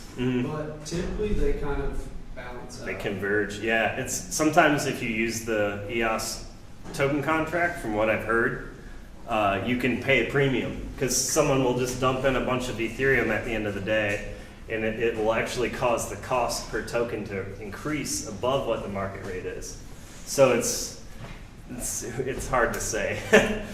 And so I don't know. I think this whole governance aspect of EOS is extremely interesting, and it could legitimize the network in a way that allows it to act as a Trojan horse into the real world. Question from the live feed here. What's up? Paraphrasing a little bit, but will you be detailing claiming your EOS, how to actually do so? And then what is the value of claiming that EOS before the actual issuance? Okay. I'm not going to go into detail about that. Technically, if you read the legalese that Block.One puts out, if you're a US person, you shouldn't participate in the crowd sale. So I'm going to assume that everyone's being a good citizen and abiding by rules. And so I'm not going to go into that process, but what I can speak to the second question, which is what may be a benefit of claiming it before the end. Well, if you want to trade it is one, and then if there's airdrops that happen before the mainnet of EOS launches, we're going to get into this whole airdrop thing in a minute, then you may need the tokens to be claimed for it to be counted in the airdrop, but I don't really know for sure. And yeah, so I think a lot of projects are starting to be like, there's projects that are planning to do airdrops, but they're like, we're just going to wait until the mainnet's launched, and then we'll give all of the EOS holders basically some of our tokens proportional to how much EOS they have, and that's the idea of the airdrop. It's like trying to attract this population of people to your project. So if EOS is the most widest distributed token today, or as far as like no one has a disproportionate amount, then that makes EOS prime airdrop target, because when you gift some of your tokens to the EOS token holders, you immediately can create like potentially thousands of people that are now going to come look at what your project is. So it's a way to bootstrap the community of your project. And so that may be one reason why. This was mentioned earlier. Blockchains can totally change the way that identity is done. So I sort of alluded to this. EOS competes with tech giants because tech giants want to be identity providers. They make billions off of people's data. They want you to put as much data as possible on their servers. And Google login, Facebook login, or Apple ID, all of these things are those companies acting as identity providers. But what we can do now is make a blockchain our identity provider, which is this open source, transparent, level playing field of a network.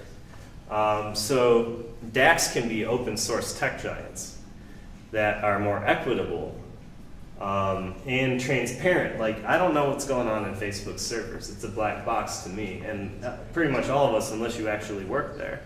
But with EOS, it's like, well, we can see what's happening. Anyone can sort of see what's going on because it's an open blockchain. So the user's the authorizer too. So you have the final sort of sovereign control over the authorizations you're making. And whereas like with Facebook, they could just like close your account or impersonate you or just arbitrarily do stuff, say, you're not a real reputation. This has happened to plenty of friends, in fact, someone in this room, that they have had Facebook say, you have to shut down your account because you're using a pseudonym. You're using a name that isn't real, and we want everyone to give us the real IDs because that's valuable to us and we can make billions of dollars with it. So I think the incentives with the tech giants are quite perverse. They're siren servers is another name for it. So they kind of lure us in with free services, but really what we're doing is giving them data that's worth something of value, and they're not giving us anything back. Or they're giving a very small percentage of participants something back, as in like ad monetization on YouTube or something. Like less than 1% of all people using YouTube get any kickbacks whatsoever, and it's a meager amount compared to like the value YouTube is actually generating. So this is exciting to me that we can challenge those existing structures. Hey, what's up? How is your identity protected?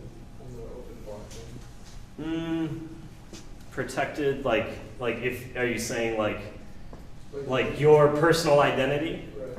You could use a pseudonym. You could say, I'm gonna create a name and only use that in blockchain world because I don't want to leak my real ID. Is the data publicly available to view them? Yep. These are highly transparent blockchains. So I mean, there probably could be some privacy features built, but it's not built with that intention. So it's kind of different than what Civic is doing? Then Civic, you said? Yeah. Yeah, Civic, I think what they're doing is called strong identification. So they're actually trying to make assertions like, you've proven that you're this person to us, and now we can, I don't really know how Civic works, but. I believe it's like you can secure your, like, the social security number and like that other information, but like it's still be on blockchain. That's neat. So it's like sort of obfuscated or encrypted, but it's published to the blockchain.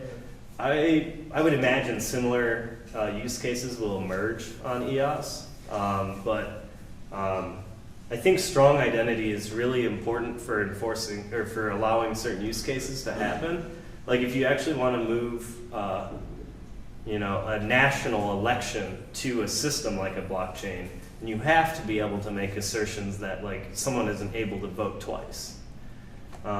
So you can do that with things like strong identity. Same with universal basic income. If you want to make a universal basic income, you need to somehow make sure that someone isn't getting two. They're just getting one share of it, right? Because otherwise they're able to game the system, and that's where strong identity comes in. But I think with EOS, it's more of like identity insofar as like your account name. So it can be a pseudonymous or an anonymous identity, or you can do what I do, which is I'm Rob Rigo. This is my real name. You can see my face. I'm on the blockchain right now, apparently, because I'm okay with that. But it's like each individual has to make that decision whether or not, how much they want to de-anonymize themselves. Did you have a question, Kennard? Oh, it's just kind of the same question. So there's no plans to do anything like zero knowledge proofs, to have that baked in from the beginning? I don't think in the core protocol. Someone could probably do something on top of it, maybe. Like their own smart contract to do privacy features. But I don't think that's part of the design. And actually Dan has a really interesting article called "Does Freedom Require Radical Transparency or Radical Privacy?" Because I know it's a big question. It's like there's tons of blockchain networks that are totally optimizing to be zero knowledge proofs, like you're saying, like invisible value transfer. And then EOS would be like on the other side where it's like reputation network, like creating webs of trust through reputation. And I totally recommend reading that article. It's a great article about this because it actually, I used to be more in the privacy camp, and that article helped convince me that it's a little unreasonable to expect that we can beef up everyone's individual privacy to the point where they can actually remain private.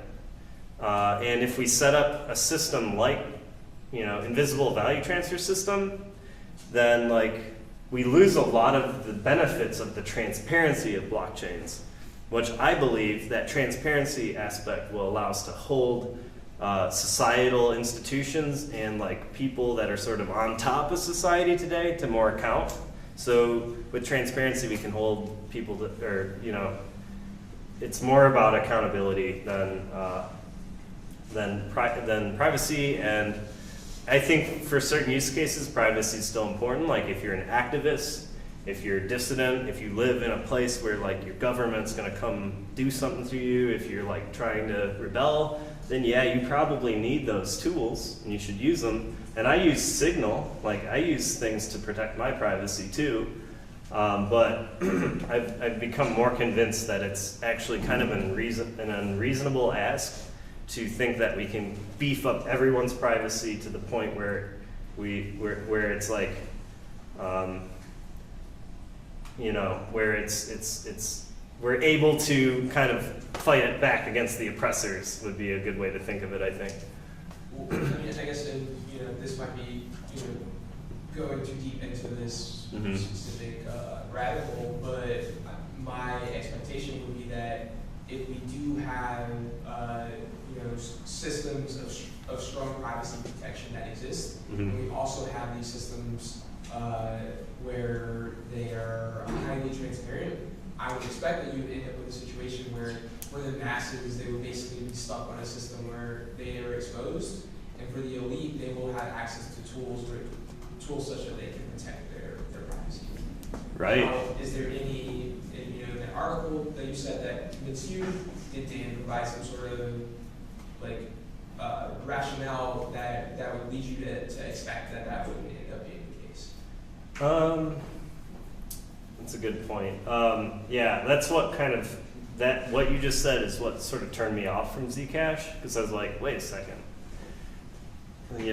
Rich, sort of extremely influential, wealthy people can just, and let's imagine the current monetary system is sort of a black box, because it is. They can just take their funds and move it over to this other black box. Like that doesn't sit well with me. So, but it's happening inevitably, right? Zcash exists, people are working on this stuff. But the question is, to what level of adoption will it reach?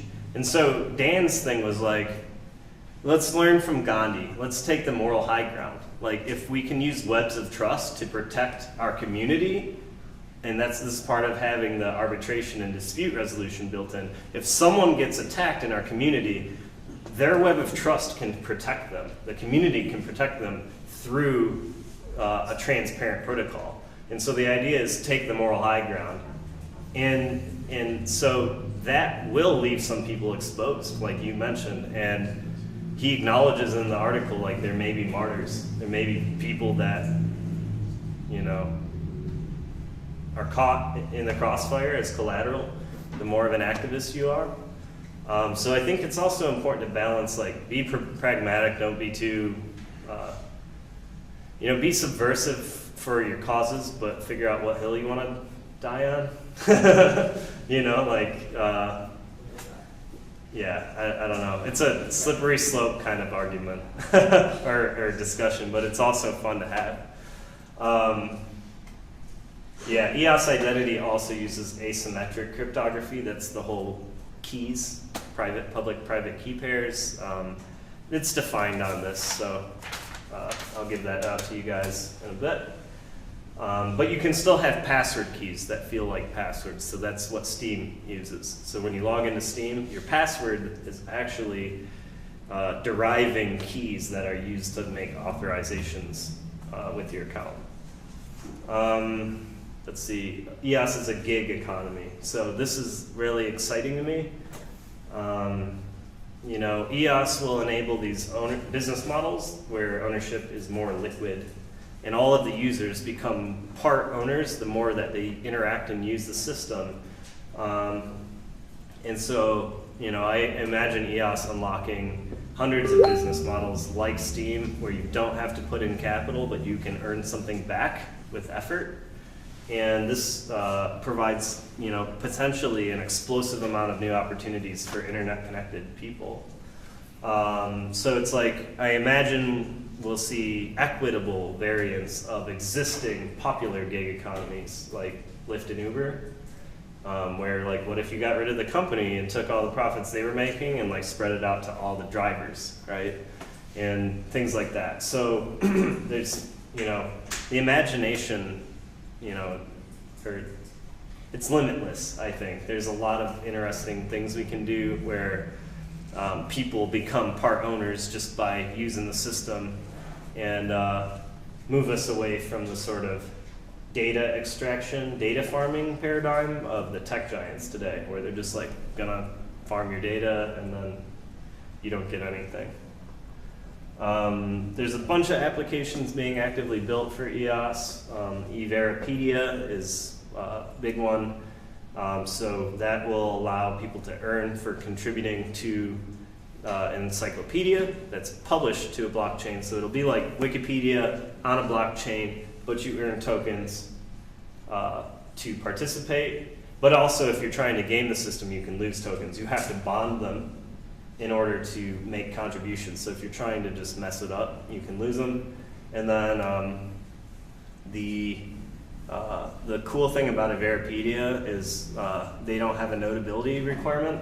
So on Wikipedia, there's a notability requirement, which is like the people who are moderators or involved in the Wikipedia community are just simply like, well, the article you want to write about isn't notable enough.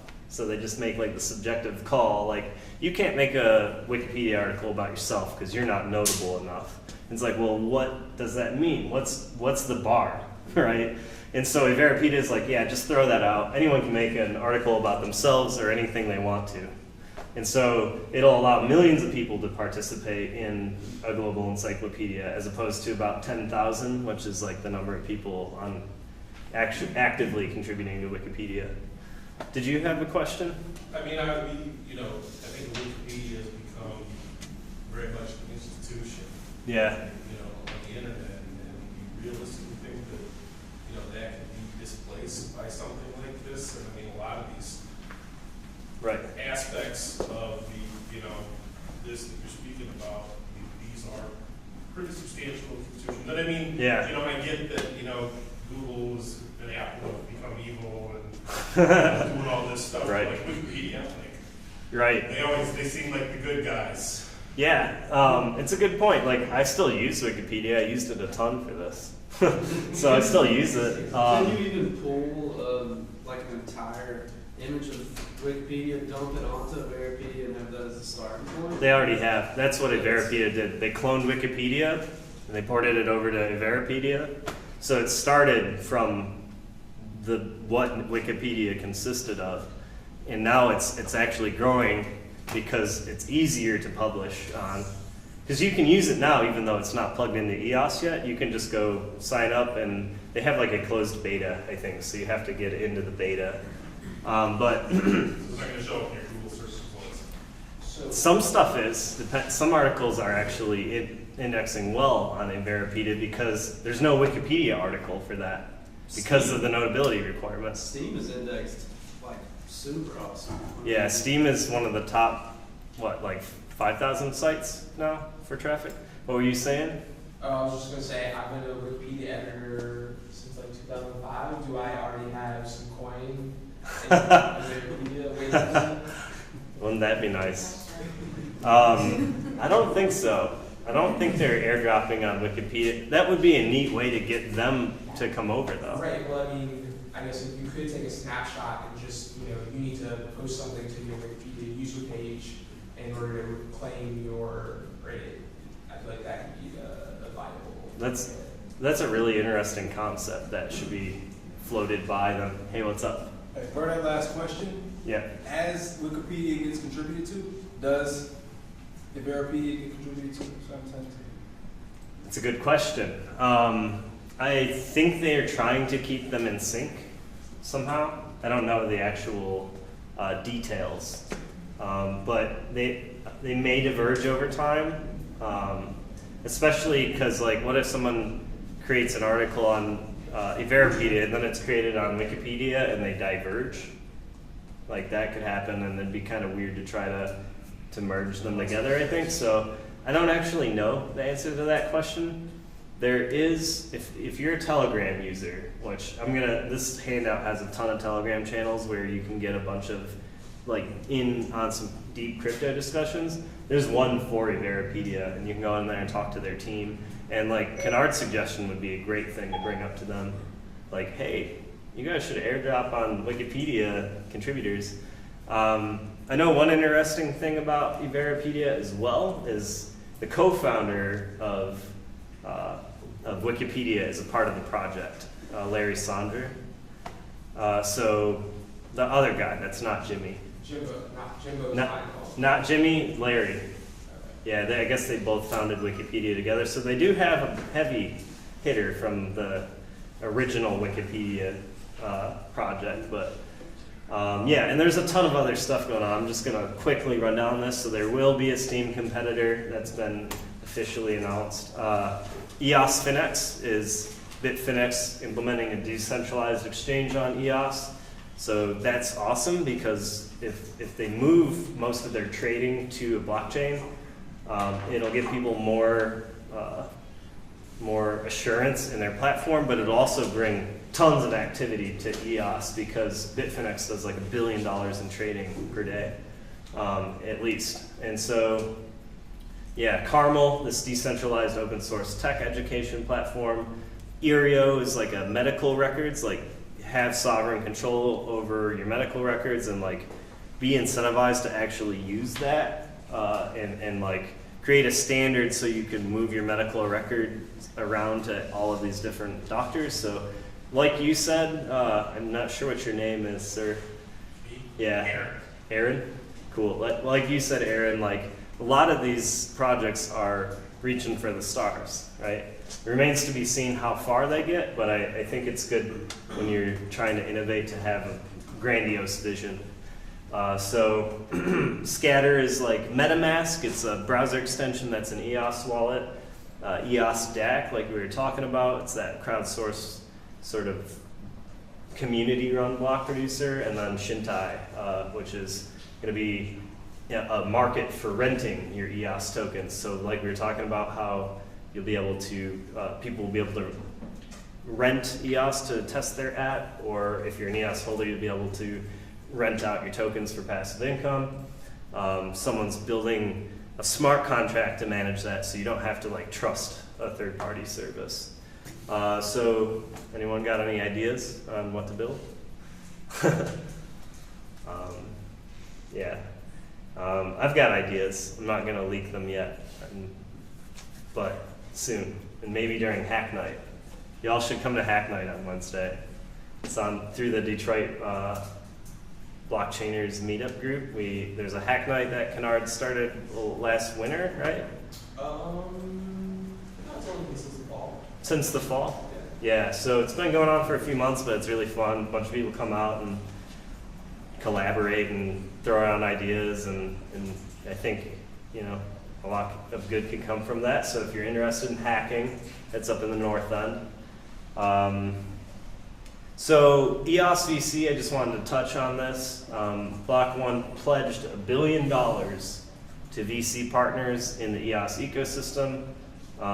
This is probably some of the funds from that sale, that token distribution. But already they've handed out $350 million of it, $50 million to Tomorrow VC, which is sort of a subsidiary of Tomorrow Ventures, which is Eric Schmidt's venture capital firm. And then Galaxy Digital is Mike Novogratz, who's he's a hedge fund guy on Wall Street. He wants to build a cryptocurrency merchant bank. And my guess is that he'll use EOS to build it. EOS VC startups airdrop tokens to the EOS distribution list, i.e. the token holders. And Everapedia is the first example of a company that has pledged to do that, but I think now there's like somewhere between 4 and 7 airdrops already announced for EOS. So like, you know, imagine Ethereum, but you automatically got into every ICO, and it was VC vetted. So you didn't even have to worry about doing the research because VC, that's what they do, right? They vet teams and make sure that ideas are like able to scale and bring to market. So I think it's a pretty brilliant way to transcend the sort of moral hazard of ICOs. Not that ICOs are all bad, but like there's moral hazard, and like right now in the space it's a total Wild West, and you have to do a lot of your own due diligence and research and know quite a bit to, I think, make sound decisions about buying a token if you're going to do that kind of thing. In buying a token with the intent of like, you know, investing in it for fundamentals, not speculation and not for flipping, because a lot of people do that. And if that's your thing, then cool. Like, so yeah, VCs vet the projects, EOS holders passively receive stake. That's a pretty good deal. And so lastly, we're gonna try to, well, we're gonna do it, damn it. We're gonna run Block Reducer. So I'm assembling a team here in Detroit. Adam's been helping out a lot. Should be incorporated soon, so it's my first company. But we want to run a benevolent block producer called EOS Detroit. Our primary focus is providing EOS infrastructure to help scale the network. We are also planning to develop our own services, so developing products on EOS and providing those services to the network, so filling voids. And then the third facet, of which this would be the first sort of example of it, in partnership with Detroit blockchainers, where we've basically been incubated, is education, advocacy, and outreach. So how can we get the word out? How can we get as many people involved? People that don't have the time to do all this research, how can we distill the message in such a way that it makes sense? If this gig economy emerges where there's explosive amounts of opportunity, how do we get more people into it? Especially people that really need new opportunity, right? And so that's what EOS Detroit is hoping to do. We want to be a part of launching the EOS network, providing reliable infrastructure and building cool stuff on top of it. So you can check out our website. We're on Twitter. We're on Steemit. This will be posted to our Steam account, first thing that we're posting. Right now it's being posted, I guess, through DLive. Yeah, it should be exciting. So, if you want to get involved, just come talk to me. How else can you get involved? So just learn, just read. It takes a while for a lot of this stuff to sink in, I think. It's taken years for me. So participate, get a Steam account. If you want a Steam account, you can use one of these vouchers. It'll automatically register your Steam account. You can get on, you can start tinkering with the blockchain application, you can participate. So those will be available too. I think that's a good start because EOS isn't launched yet, and so in the meantime, you can play around with what is existing. If you're not using a voucher like that, it's not just open, where you can register just as anybody? It is. Okay, so that's a good question. Why do you need the voucher? The reason is there's actually a wait period to get an account on Steemit because there's a cost for registering an account. Because if there wasn't a cost, someone could just take all the names. Someone could camp the whole namespace. So there has to be some cost associated with registering your name. And so the reason there's a delay right now is because the development company, Steemit Incorporated, they have had problems where people were registering a bunch of accounts just to take Steam because you were getting some Steam for it. So now they've been building a system, I guess, to be smarter about detecting fraud. But the result is right now they have to have someone manually approve your registration. So what I built in partnership with my buddy Brandon and Matt, Agoric Systems, the distributed collective I alluded to earlier, was a way to get around that. And so we just give you some Steam. We give you 3 Steam. You can register immediately with one of these, and you don't have to sit around and wait. Because I've heard of people actually not getting approved because they must have been flagged as a false positive for some reason, and then they just never got the email to get on Steemit, and then they're just like, what the hell, and they never go back to it probably. So the idea was to get around that issue. Yeah, tinker. If you're a developer, there's a bunch of resources in this handout, and socialize. There's also a bunch of community links into Telegram. Join the Detroit blockchainer Slack and join the conversation with us locally. Obviously you guys are here, so you're part of it already. So what's up, Adam? Oh yeah, for anybody that's on the live stream, we also have Slacks in other cities too. There's like New York blockchain or Slack in Chicago, and I don't know if we have a DC one yet, but Kennard's, LA, right? Yeah, Kennard's building. Bay Area blockchainers. Yep. Yeah, that's Kennard's mastermind. I think it's good. Just community building, it's important. Yep, and so I referenced a few things here, and that's the end of my talk. So any last questions? What's up, Kennard? Yeah, I do have one thing from the chat. There was a discussion around like what Block.One does with it. Apparently somebody chimed in and said that they actually invest some of it in fiat and Bitcoin, like 2/3 of it. Oh, cool. That's good that was to know. on another meetup that somebody else hosted. Oh, cool. apparently, So. Yeah, that's good to know. That seems smart to diversify. So, yeah, that's good info. Thanks. What's up, Kennard? Yeah, so I was going to ask, so when I think about blockchains and the opportunity that we have, I think a lot about censorship resistance, and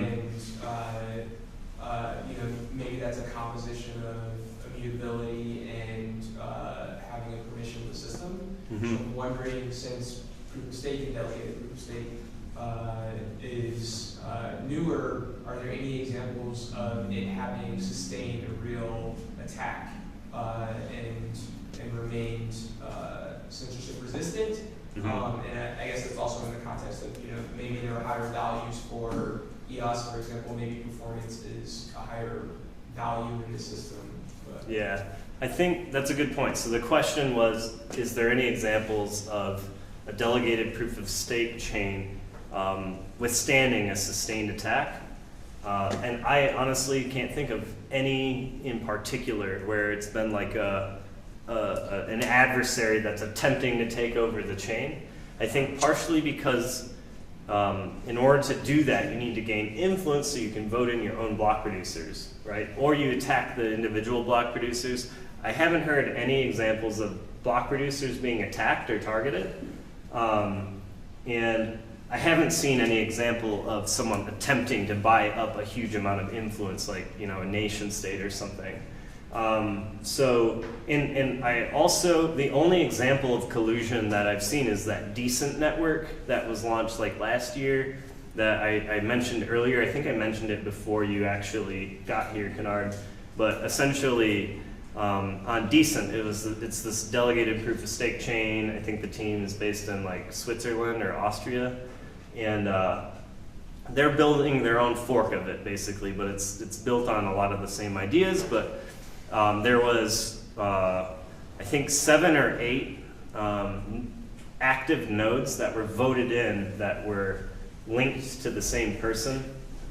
And that person was like a whale, or is a whale, or is a team of whales, or is paying voter kickbacks or something like that. Those are other potential problems, is like, a block producer could create a campaign saying, if you vote for me, I'll give you a kickback of the block rewards. And so there's actually just a group of block producer candidates in EOS that have come together like just yesterday or the day before and started talking about like, we should take a stand against voter kickbacks. We should make a joint statement saying we don't support that, just to make a message known to the community that these block producers aren't going to participate in voter kickbacks. But yeah, I'd say Decent network, that like one entity voting in multiple active nodes, just to claim more block rewards is probably the best example. And that caused me to stop participating. I was just like, I don't want to be on this network. So I just shut off my servers and moved, voted with my feet essentially. So that's the best example. I don't know if that's been shaken out yet or if it's still that way. I could check. Let's see. So there's this block explorer called DecentDB, and I believe I remember the name of, Miner was one, Choina, Server, Silent, Orange, Summer. This is all the same person. And what we can see over here, well, it might be hard to see, but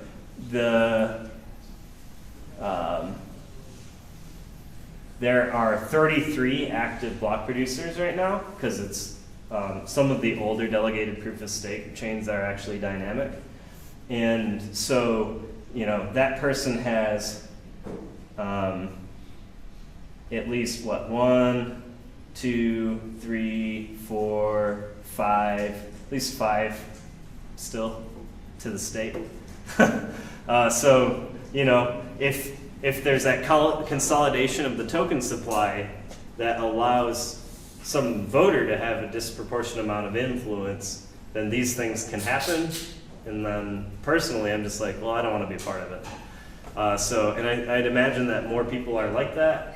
I actually had the opportunity to speak to some of their dev team. They're just like, well, our stance is like, we don't vote.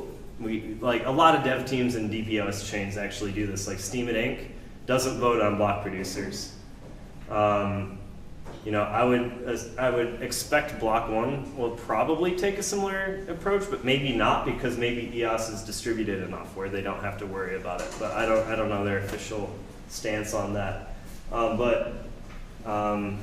Yeah, I mean, that'd be the best example, I think, to answer your question, is the decent network and that voter collusion sort of, central consolidation of influence.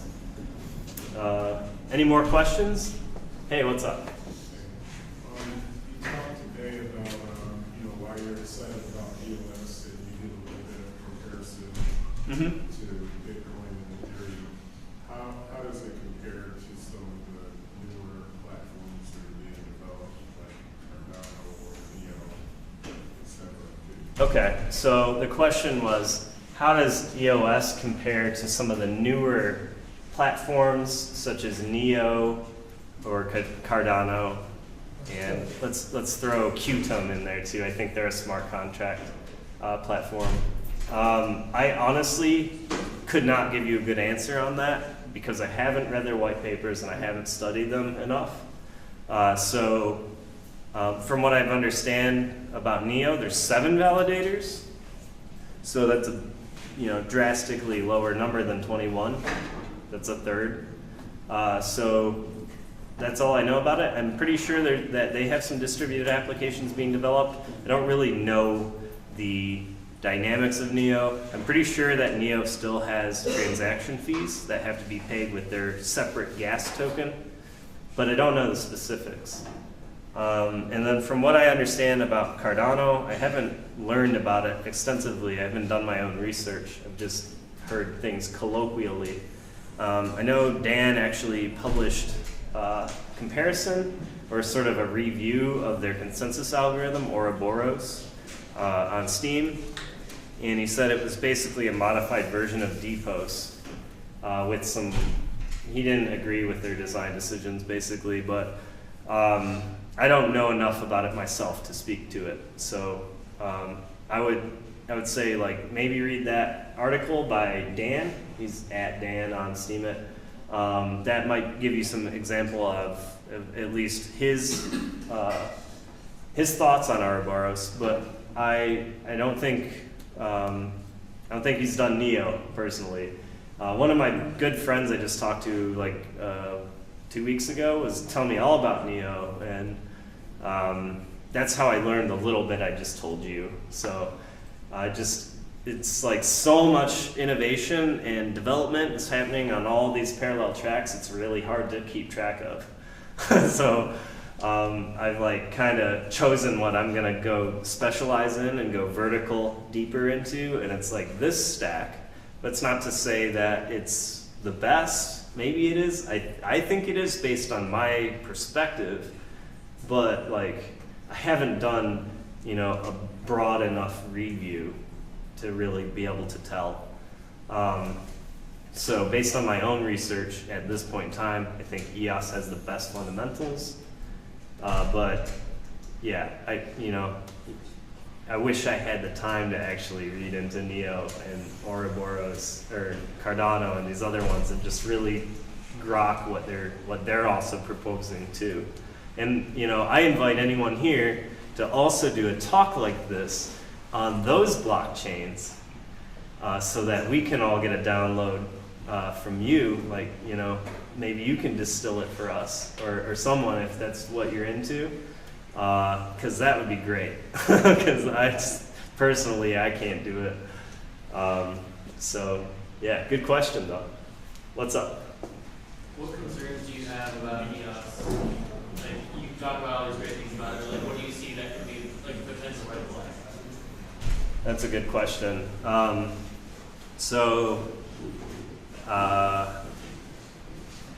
You know, like, there's externalities that can't be controlled, like government crackdowns and, like, you know, regulation having chilling effect, kind of hindering innovation.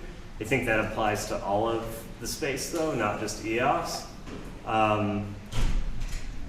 One thing I've been wondering myself, as far as dispute resolution goes, is like, you know, how are we going to be sure that the right outcomes are reached? Like, is there going to be cases where people's property is actually taken from them unjustly? I don't really know. Like, the arbitration process isn't defined as far as I know yet, so I'm not really sure. I think it will depend a lot on what the Constitution of EOS says. And that'll be where it's like, well, there could be red flags in the Constitution, right? But, like, it's a stakeholder governance system. And so a lot of people I talk to, you know, my significant other, for instance, I don't know if she's here right now, but she is like, you know, total socialist. She says it herself. So she's like, you know, this is just an example of, like, the wealthier people having lots of influence and control, and, like, this kind of bums me out, right? And it's like, well, I think it's okay for EOS to be governed in this way, this one token per vote system. Certain applications, you need one vote per identity, right? Like a national election. And other applications, like, you know, if like understanding the issues at stake for voting is a lot of cognitive burden, then it's a lot to ask everyone to be, like, that deep into the system to make those sort of calls and study this stuff, right? It's like, if we're all working full-time jobs, like, we might not all have the mental bandwidth actually to also be an active voter. So when you have this voting system that, like, the people with the most skin in the game are really sort of making a lot of those calls, the idea is they're going to do the best thing for their stake, so they're going to do the best thing for the network. So it's a little bit of deferral in that respect. But I think even if the EOS layer is governed in the stakeholder governance way, which I'm fine with personally after participating in this stuff for a while, it seems like a lot of the participants have the common good in mind. There will be applications, I think, on top of EOS that require strong identity in order to do certain use cases where we do want one person per vote, or one vote per person, rather. So I'd say that's kind of where a lot of the discussion, at least in my household, is. It's just like this stakeholder governance thing. We have some different views on that, but I don't know. I'm pretty sold on it. I think it's going to be great. So there's, you know, like I said, the Constitution is one thing to look at, where, like, you know, certain phrasing could really mean the difference between how an arbitration dispute is resolved. So I think that'll be really key to get right. I know Dan has mentioned, like, the Constitution should be 6th grade reading level. It should be like easy enough to understand. It shouldn't be like a legal contract. It should be like, a lot of people can understand what the point of it is. So hopefully the contract will be simple, or the Constitution will be simple enough that, like, you know, we can have a nice open discussion about what this Constitution should be. But yeah, I'd say that's where there be dragons. Like, what is the Constitution that gets implemented? Any other questions? What's up? So is the airdrop mandatory? So if you create a token, is it mandatory that you have to drop? Nah, it's not mandatory. I think that's one of the precedents that's being set by EOS VC, but it's sort of like a lot of the things I've said is sort of reading between the lines too. So there's I don't think there's any official statement from Block.One or EOS VC that every project that's invested in has to airdrop tokens, but it seems to be a precedent that's being set because the Everapedia is the first project that's being funded in this manner and they're airdropping tokens. So I personally think it's going to be a precedent, and it's also beneficial from the perspective of like, if the EOS token is widely distributed and you airdrop your tokens onto that wide distribution list, then a lot of people will instantly have an interest in your application, so it's a good way to bootstrap a user base. So that's one reason why you may want to airdrop. But yeah, it's not a requirement. Like you could create a token, you could issue it on EOS, and you could choose whatever distribution mechanism you feel like. So, hope that answers. Cool. Oh, hey, what's up, man? I just want to make sure I understand. There's no fees in EOS, correct? Yes. No transaction fees? Yeah, no transaction fees. So the only way they actually make money is actually still producing blocks for those 20, 21, or 23 blocks. Well, that's how block rewards are paid through the block producers, but EOS isn't meant, it's designed to be a platform for distributed applications. It's not necessarily designed to make the price go up. I think we'll see in practice as activity comes to the EOS blockchain, it will cause much of the supply to become locked up in order to gain a stake of the network's resources, and that may take tokens off the market that would be trading, which thus, if there's a high demand, may cause the price to go up. There's like those sort of things at play, but it's not designed to necessarily make the price go up, and it's designed to be a utility.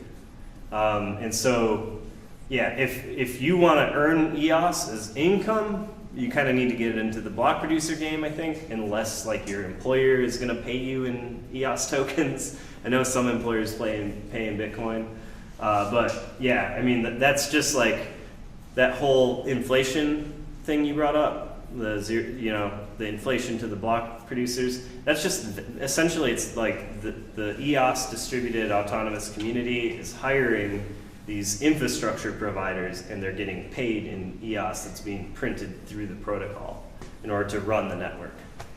And I envision that they'll also have some excess funds that they'll be able to use to grow the network effect and bootstrap the network too. So yeah, and it's going to be highly competitive. It's like all of these organizations. I think there's already 47 companies that are going to be trying to be a block producer, of which we, EOS Detroit, are one. So it's going to be highly competitive for those top 21 slots. And you know, I mentioned it earlier, it's like a competition between all these companies to see who can make the EOS network the best.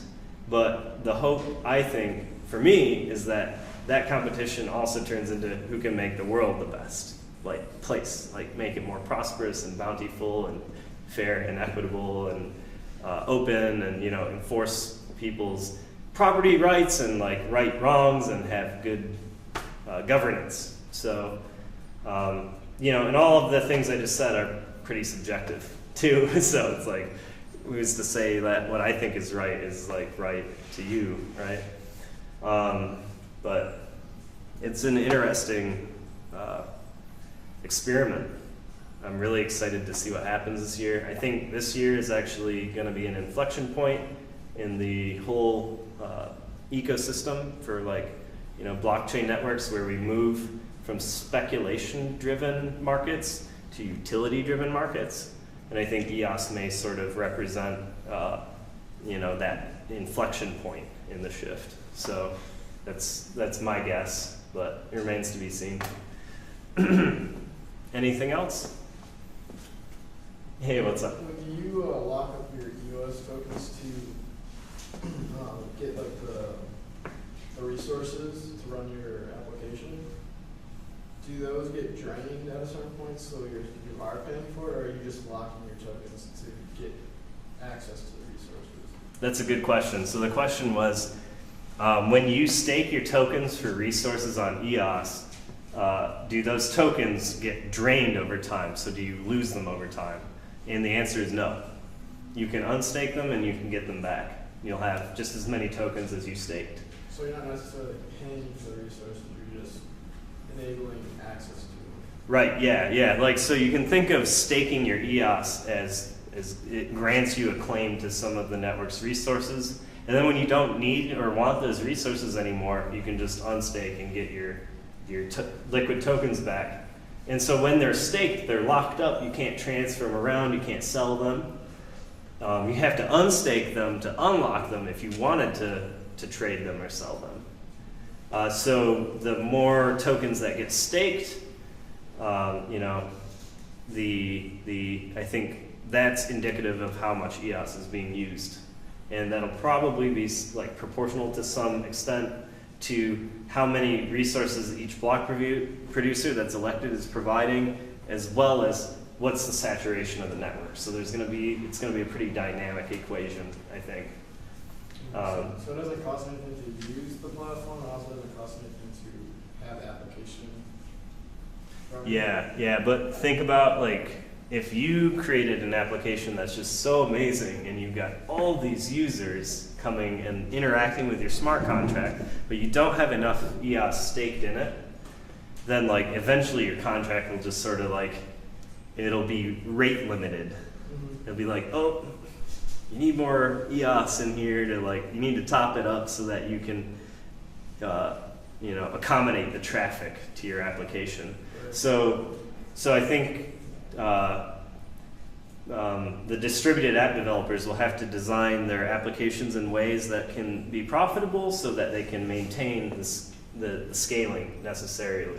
And it's kind of like scaling a web application today. Like if you're building out, a software service and you're getting tons and tons of users and activity to your service over time, and you're turning in, you're a startup that's growing into a medium-sized business or something, then you need more and more resources from like Amazon, AWS, or wherever you're hosting your servers. So you need to keep up with that scaling, and EOS dApp developers will have a similar sort of thing going on. But like, it's a totally different market. So it could be cheaper, it could be more expensive. I don't really know how that plays out yet. I don't know all of the numbers there. Like, my hope is that it's actually cheaper to run apps on a network like EOS.